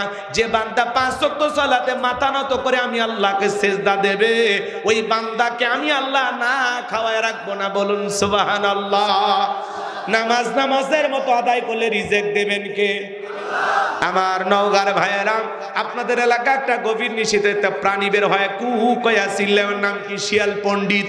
ওর নামে কি নওগাঁ নিয়ামতপুরে মুরগির হোটেল আছে, ওর নামে কি ভাতের হোটেল কেউ করে রাখছে? ব্যাংকের অ্যাকাউন্টে কি শিয়ালের নামে টাকা জমানো আছে? তাহলে শিয়ালদারে খাওয়াই কে? পাখি সকালবেলা নিচ থেকে বের হয়ে যায়, সন্ধ্যাবেলায় পাখির পেটটা ভরে বাসায় ফেরত আসার ব্যবস্থা করেন তিনি কে? আল্লাহ যদি পাখিকে খাওয়ায়, শিয়ালকে খাওয়ায়, আমরা হলাম আশরাফুল মাখলুকাত। কুনতুম খায়রা উম্মাতিন উখরিজাত লিন-নাস, কুনতুম খায়রা উম্মাতিন উখরিজাত লিন-নাস। আল্লাহ তাআলা আপনাকে আমাকে উত্তম জাতি বানাইছেন, ভিআইপি বানাইছেন, মর্যাদার আসনে বসাইছেন। আল্লাহকে আপনারে আমারে কি না খাওয়ায় রাখবেন? কথা কয় না। আল্লাহ তাআলা কি আপনাকে আমাকে না খাওয়ায় রাখবেন? তাহলে আপনাকে আমাকে রিজিক দেবেন কে? আমার আল্লাহ রাব্বুল আলামিন বলেন ওয়া মা মিন দাব্বাতিন ফিল আরদি ইল্লা আলাল্লাহি রিজকুহা। সূরা হুদের ভিতরে আল্লাহ পাক জানায়া দিলেন এই পৃথিবীর জমিনে এমন কোন বিচরণশীল প্রাণী নাই যার রিজিকের ব্যবস্থা আমি আল্লাহ আসমান থেকে করি না। ওই আটলান্টিক মহাসমুদ্রের ৩৩,০০০ ফিট গভীর অতল পানির নিচে থাকা ছোট্ট একটা প্রাণী, তার রিজিকের ব্যবস্থা আমি আল্লাহ আসমান থেকে করি। পৃথিবীর এত মাখলুককে যদি আল্লাহ রিজিক দেয়, আমরা যে আশরাফুল মাখলুকাত, আমাদেরকে আমার আল্লাহ না খাওয়ায় রাখবে না? বাজান, নামাজ নামাজের মতো আদায় করলে ওই বান্দার জন্য রিজিকের ব্যবস্থা করবেন তিনি কে? তাহলে 5 ওয়াক্ত সালাত কারা কারা আদায় করবেন? 2 হাত তুলে আল্লাহকে দেখান। আল্লাহ আমাদের সবাইকে 5 ওয়াক্ত নামাজি বানায় দেন। জোরে বলেন আমিন। আর একটু জোরে বলেন আমিন। হাত নামান আমার সোনা ভাইয়েরা। 2 নাম্বার হলো ওয়া আমানাহুম মিন খাউফ। আল্লাহ সকল ভয় থেকে নিরাপত্তা দেবেন। সমাজে ভয় আছে না নাই? মেয়েটা স্কুলে গেল, ভালোভাবে ফিরবে নাকি লালসার শিকার হবে? ভয় আছে না নাই? কথা বলেন ভাই, আছে? মেয়েটা কলেজে গেল, একা একা ফিরবে নাকি জামাইয়ের সাথে নিয়ে ফিরবে? ভয় আছে না নাই? আপনি বিকাশের দোকানদার, নওগাঁ শহর থেকে পকেটের মধ্যে 5 লাখ টাকা, আপনার এই গ্রামের নাম ঘুঘুডাঙ্গা। এই গ্রামে আসবেন, মনে মনে ভাবতেছেন আল্লাহ রাত 2টা 3টা বাজে, পকেটে 5 লাখ টাকা, এই টাকা নিয়ে ঘুঘুডাঙ্গা পর্যন্ত যাইতে পারবো নাকি চোর ডাকাত ছিনতাইকারীর কবলে পড়ে টাকা যান 2টা হারাবো? ভয় আছে না না? স্বাধীনতার 54 বছর কেটে গেল, 55 বছর পার হয়ে যাচ্ছে বাজান গো আমার। এত বছর কেটে গেল, আজ পর্যন্ত চুরি বন্ধ হয়নি। কথা বলা লাগবে গো। স্বাধীনতার এত বছর কেটে গেল, প্রত্যেকবার প্রধানমন্ত্রী আসলো মুসলমান, তারপরে বাংলার পার্লামেন্টে কোন নেতা নামাজের ন্যূনতম বিল পাস করেনি। তবে এইবার সংসদটা ভালো। স্পিকার যিনি হাফিজউদ্দিন নাম, নাহমাদুহু নুসাল্লি আলা রাসূলিহিল কারীম, বইলা সংসদ শুরু করছে। আউযুবিল্লাহ বিসমিল্লাহ বলে সংসদ শুরু করছে স্পিকার। আমরা দুঃখিত, শোকাহত, সেই আমাদের পুরুষ স্পিকার হাফিজউদ্দিনের স্ত্রী মারা গেছে। আমরা দোয়া করি আল্লাহ যেন তার স্ত্রীকে জান্নাতুল ফেরদাউস দান করে। একটু জোরে বলেন আমিন। চিকিৎসাধীন অবস্থায় তার স্ত্রী মারা গেছে আমরা শুনলাম। তবে স্পিকার যিনি আছেন বীর বিক্রম হাফিজউদ্দিন, মোটামুটি ভালো মনে হচ্ছে, কপালের মধ্যে নামাজের দাগ, মুখের মধ্যে কি সুন্দর দাড়ি, তাই না? কি বলেন? আশা করি সব দলের লোককে কথা বলার সমান অধিকার দেবেন। কথা বলেন। পুরুষ স্পিকার, আগের একদম মহিলা। শিরিন আপা দেখেননি? এখনকার সংসদ দেখার জন্য জাতি তাকায় আছে। এই যে রবিবার সোমবার থেকে আবার শুরু হবে। কথা বোঝেন নাই? মানে তাকে থাকে, সবাই তাকে থাকে। এই যে আমির হামজা ভাই, গতকালকে আমরা একসাথে মাহফিল করলাম, আলহামদুলিল্লাহ। মুফতি আমির হামজা ভাই এমপি হয়েছে। কত সমালোচনা, কত চক্রান্ত তার বিরুদ্ধে। 3 বছর জেল খেটেছেন, আয়না ঘরে থেকেছেন। আল্লাহ তার সম্মান কমাইছে না বাড়াইছে? মুফতি আমির হামজা এমপি হয়ে গেল, বাতিলদের ঘুম হারাম। হুজুরেরা সংসদে ঢুকতেছে আর রামবামেরা জ্বলতেছে, নাস্তিকেরা ইসলাম বিদ্বেষীরা জ্বলতেছে। কথা কর। আলেমেরা 2-4 জন গেছে, সামনে আরো যাবে ইনশাআল্লাহ। সময়ের পরিবর্তন হবে। কি সুন্দর সব টুপি পরে বসে থাকে, ভালো লাগে না? মুফতি আমির হামজা ভাই বলতেছে, গতকালকে কথা হলো, বলতেছে মাওলানা, আমি এর আগে বুঝতাম না যে এমপি মন্ত্রীরা এতটুকু টাকার মালিক কেমনে হয়। এই কয়েকদিনে যে পরিমাণে আমার কাছে ঘুষের টাকার অফার আসছে, এমনি 5 বছরে মানুষকে হাজার হাজার কোটি টাকার মালিক হয়। এই কয়েকদিনে আমার কাছে শত শত কোটি টাকার অফার আসছে। খালি হুজুর মানুষ দেখে আর আল্লাহর ভয় আছে, এই জন্য আমি তো এগুলো নাড়বো না। আল্লাহ কি আমারে কম দেশে? আমার সম্পদ আরো কমবে, বাড়ার কোনো কায়দা আমি দেখতেছি না। কারণ আমি ওয়াদাবদ্ধ, আমি একটা আদর্শের রাজনীতির দল করি, আমি আমার আল্লাহকে ভয় করি। কথা বলেন। মুফতি আমির হামজা ভাইকে 50 কোটি টাকা অফার করা হয়েছে। এছাড়াও বিভিন্ন ভাবে কয় যেখানে হাত দেই, কয় হুজুর এটা আপনার কাছে, আপনি কেন এখানে নাক গলাচ্ছেন? কথা কি বুঝতে পারতেছেন? আমাদের ভাই, আল্লাহর কাছে দোয়া করি, আল্লাহ যেন তাকে ভবিষ্যতে মন্ত্রী হওয়ার তৌফিক দান করে। এবার এমপি হয়েছে, ভবিষ্যতে কি হবে? মন্ত্রী হবে। আল্লাহ কবুল করেন। জোরে খানা আমি। অধ্যাপক নুরুল আমিন ভাই, আপনারা অনেক ওয়াজ শুনছেন না? এই নওগাঁ, নিয়ামতপুর, চাঁপাই নবাবগঞ্জে অনেক প্রোগ্রাম করছে। আমি অনেক মহাব্বত করি, আমার হৃদয়ের মানুষ অধ্যাপক নুরুল আমিন সাহেব। আল্লাহ ওনারেও সম্মান দিয়ে এমপি বানাইছে। ওই যেখানে শিরিন শারমিন ছিল স্পিকারের আসন, সেটা হুজুর দখল করছে। মারহাবা কর। আলহামদুলিল্লাহ, আমরা পরিবর্তন দেখতে পাচ্ছি। কথা বলেন ঠিক কিনা? এই 2-4 জন যারা গেছে, এনারা থাকলে তো প্রতিবাদ করার মতো একটা অবস্থা আছে। এই দেশে ইসলামের বিরুদ্ধে কোনো কিছু তারা করতে দেবে না। কথা বলে ঠিক কিনা? সংসদ দেখার জন্য মানুষ অপেক্ষায় আছে যে কখন হুজুরেরা বক্তব্য শুরু করে। সমালোচনা যারা করে ওরা জ্বলতেছে, ওরা জ্বলুক, ওরা ফুলুক, ওরা ফাটুক, চিরুক, কিচ্ছু দেখার নাই। হুজুরেরা এগিয়ে যাচ্ছে, সামনে আরো এগিয়ে যাবে ইনশাআল্লাহ।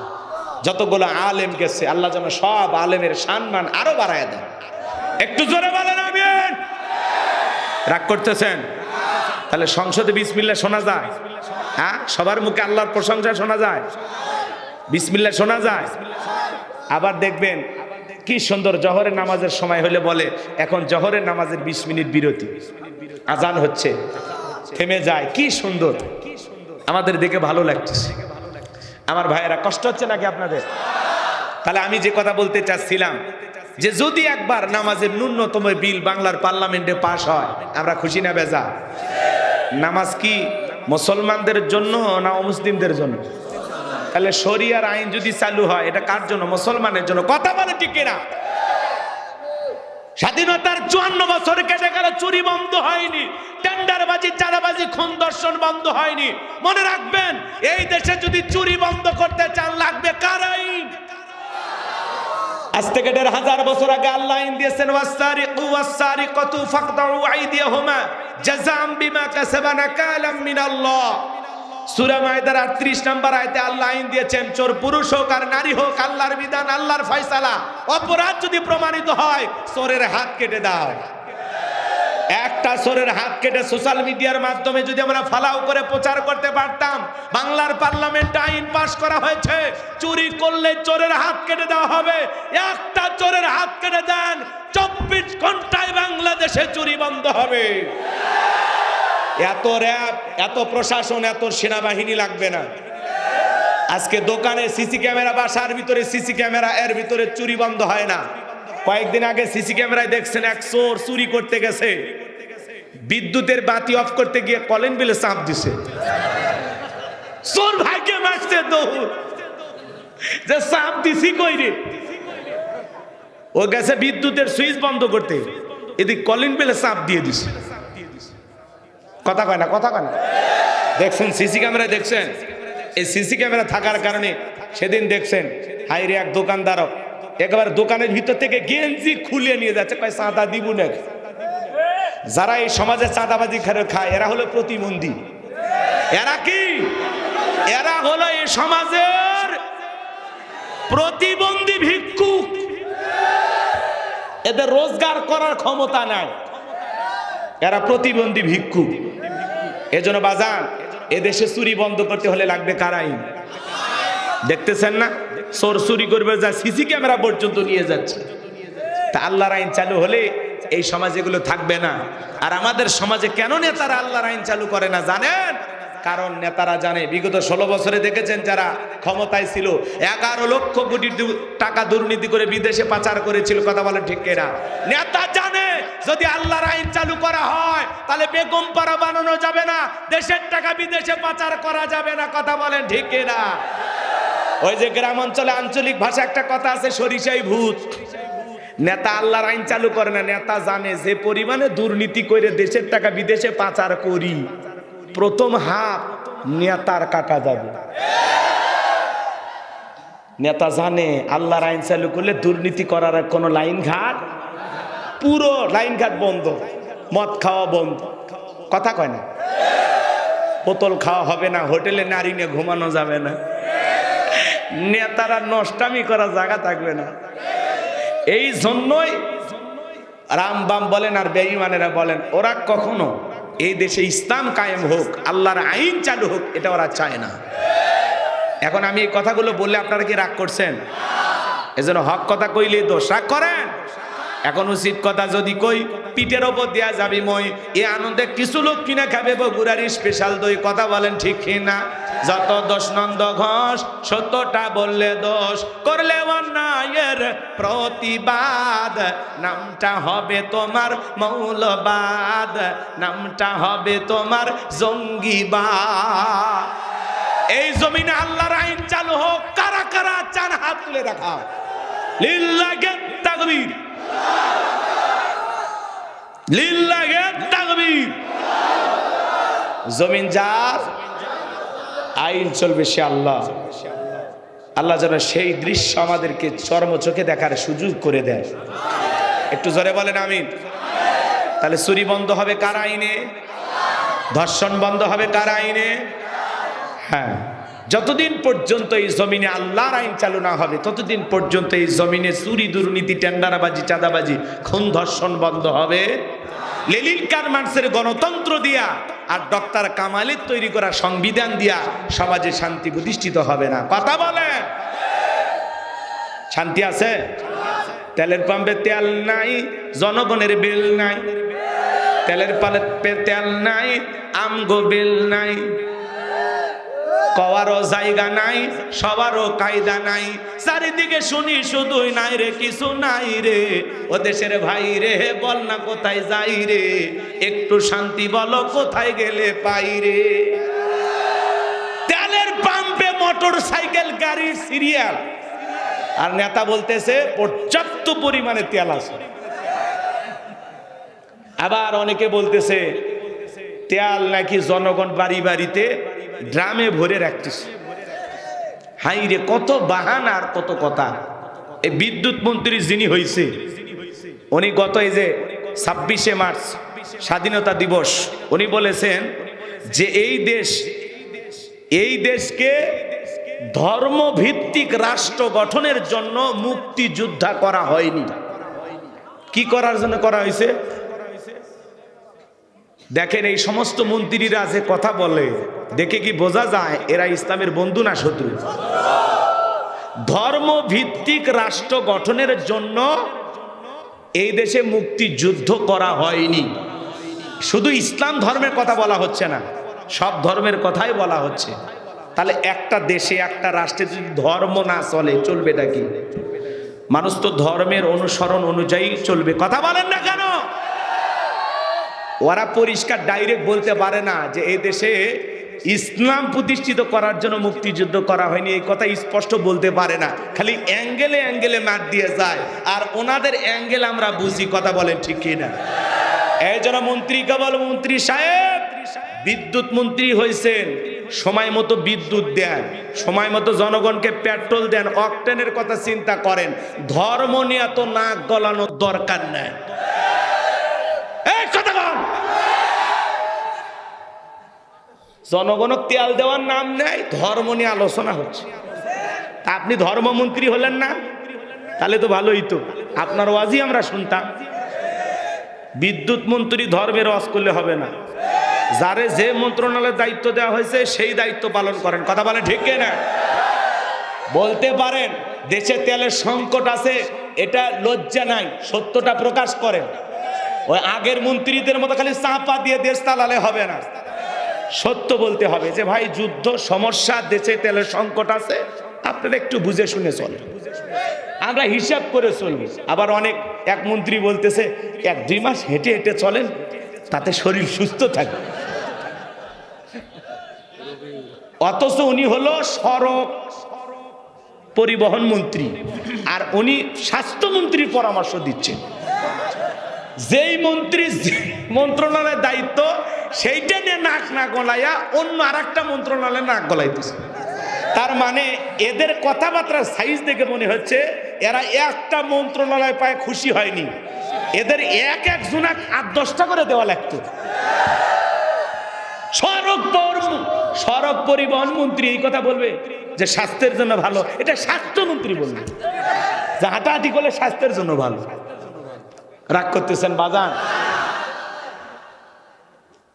আর একজন স্বরাষ্ট্রমন্ত্রী দেখছেন না, উনি খালি ডায়লগ শিখছে, এটা সংবিধানে নাই,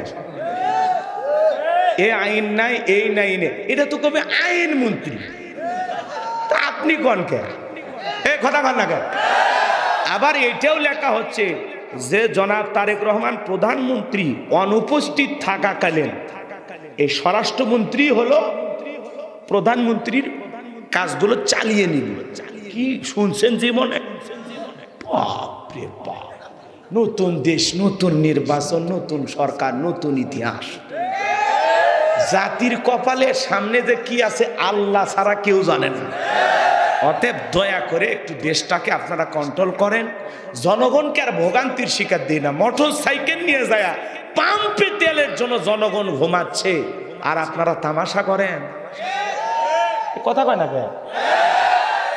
জনগণ যায়া পাম্পে, দেখছেন না ভিডিও, তেলের পাম্পে সিরিয়াল দিয়া যুবকেরা মোটর সাইকেলের উপরই ঘুমাচ্ছে। তাও মন্ত্রী ঠাট্টা করে বলতেছে তেলের প্রচুর মজুদ আছে, এ দেশে কোনো সংকটই নাই। এ ভাই, এ হক কথাগুলো বলার দরকার নাই। এটার নাম কি রাজনীতি? এটার নাম হলো বাস্তব প্রতিবাদ, সমসাময়িক আলোচনা। কথা কর বলা লাগবে। আপনারা সুন্দর করে দেশ চালান, নতুন হয়েছেন তো আমরা কিচ্ছু বলতেছি না, সুন্দর করে চালান। ঘাটতি হইলে দয়া করে বইলেন, আমরা একটু দেখে শুনে চলবো। কি বলে? তখন গাড়ি ঘোড়া বাদ দিব, হাঁটবো নাকি যাওয়াই 2-3 দিন বন্ধ করে দেব, আমরা বিকল্প কিছু ভাববো। কিন্তু সংকট থাকলে দয়া করে বলবেন, খালি চাপাবাজির মধ্যে রাখবেন না। কারণ এই দেশের মানুষ মাছে ভাতে বাঙালি। কথা বলেন? হ্যাঁ, আমরা বাঁশের লাঠি দিয়ে বড় বড় সেনাবাহিনী, বড় বড় শক্তিধর এই সমস্ত মানুষদেরকে সে সময় আমাদের বাপ দাদারা সাইজ করছে, করেনি? তো অতএব আমাদের কাছে অস্ত্র লাগে না, বাংলার লাঠি যথেষ্ট। পেট্রোল 2 মাস না এলেও আমরা চলতে পারবো ইনশাল্লাহ। কিন্তু একটু বইলেন, ভিতরে প্রকাশ করে মনের মধ্যে রাখেন না, একটু বইলেন, আমরা বুঝবো তখন যে না এই মন্ত্রীটা সত্যবাদী, সত্য কথা কয়, ভালো মানুষ, তখন দোয়া পাবেন। কথা বলেন? তাহলে বাজান এই জমিনে শান্তি প্রতিষ্ঠিত করতে গেলে লাগবে কারা? আল্লাহ যেন এই জমিনকে ইসলামের জন্য কবুল করেন, আমাদের সবাইকে যেন মিলেমিশে একটা সুন্দর বাংলাদেশ গঠনের জন্য কাজ করে তৌফিক দান করেন। জোরে বলেন আমিন।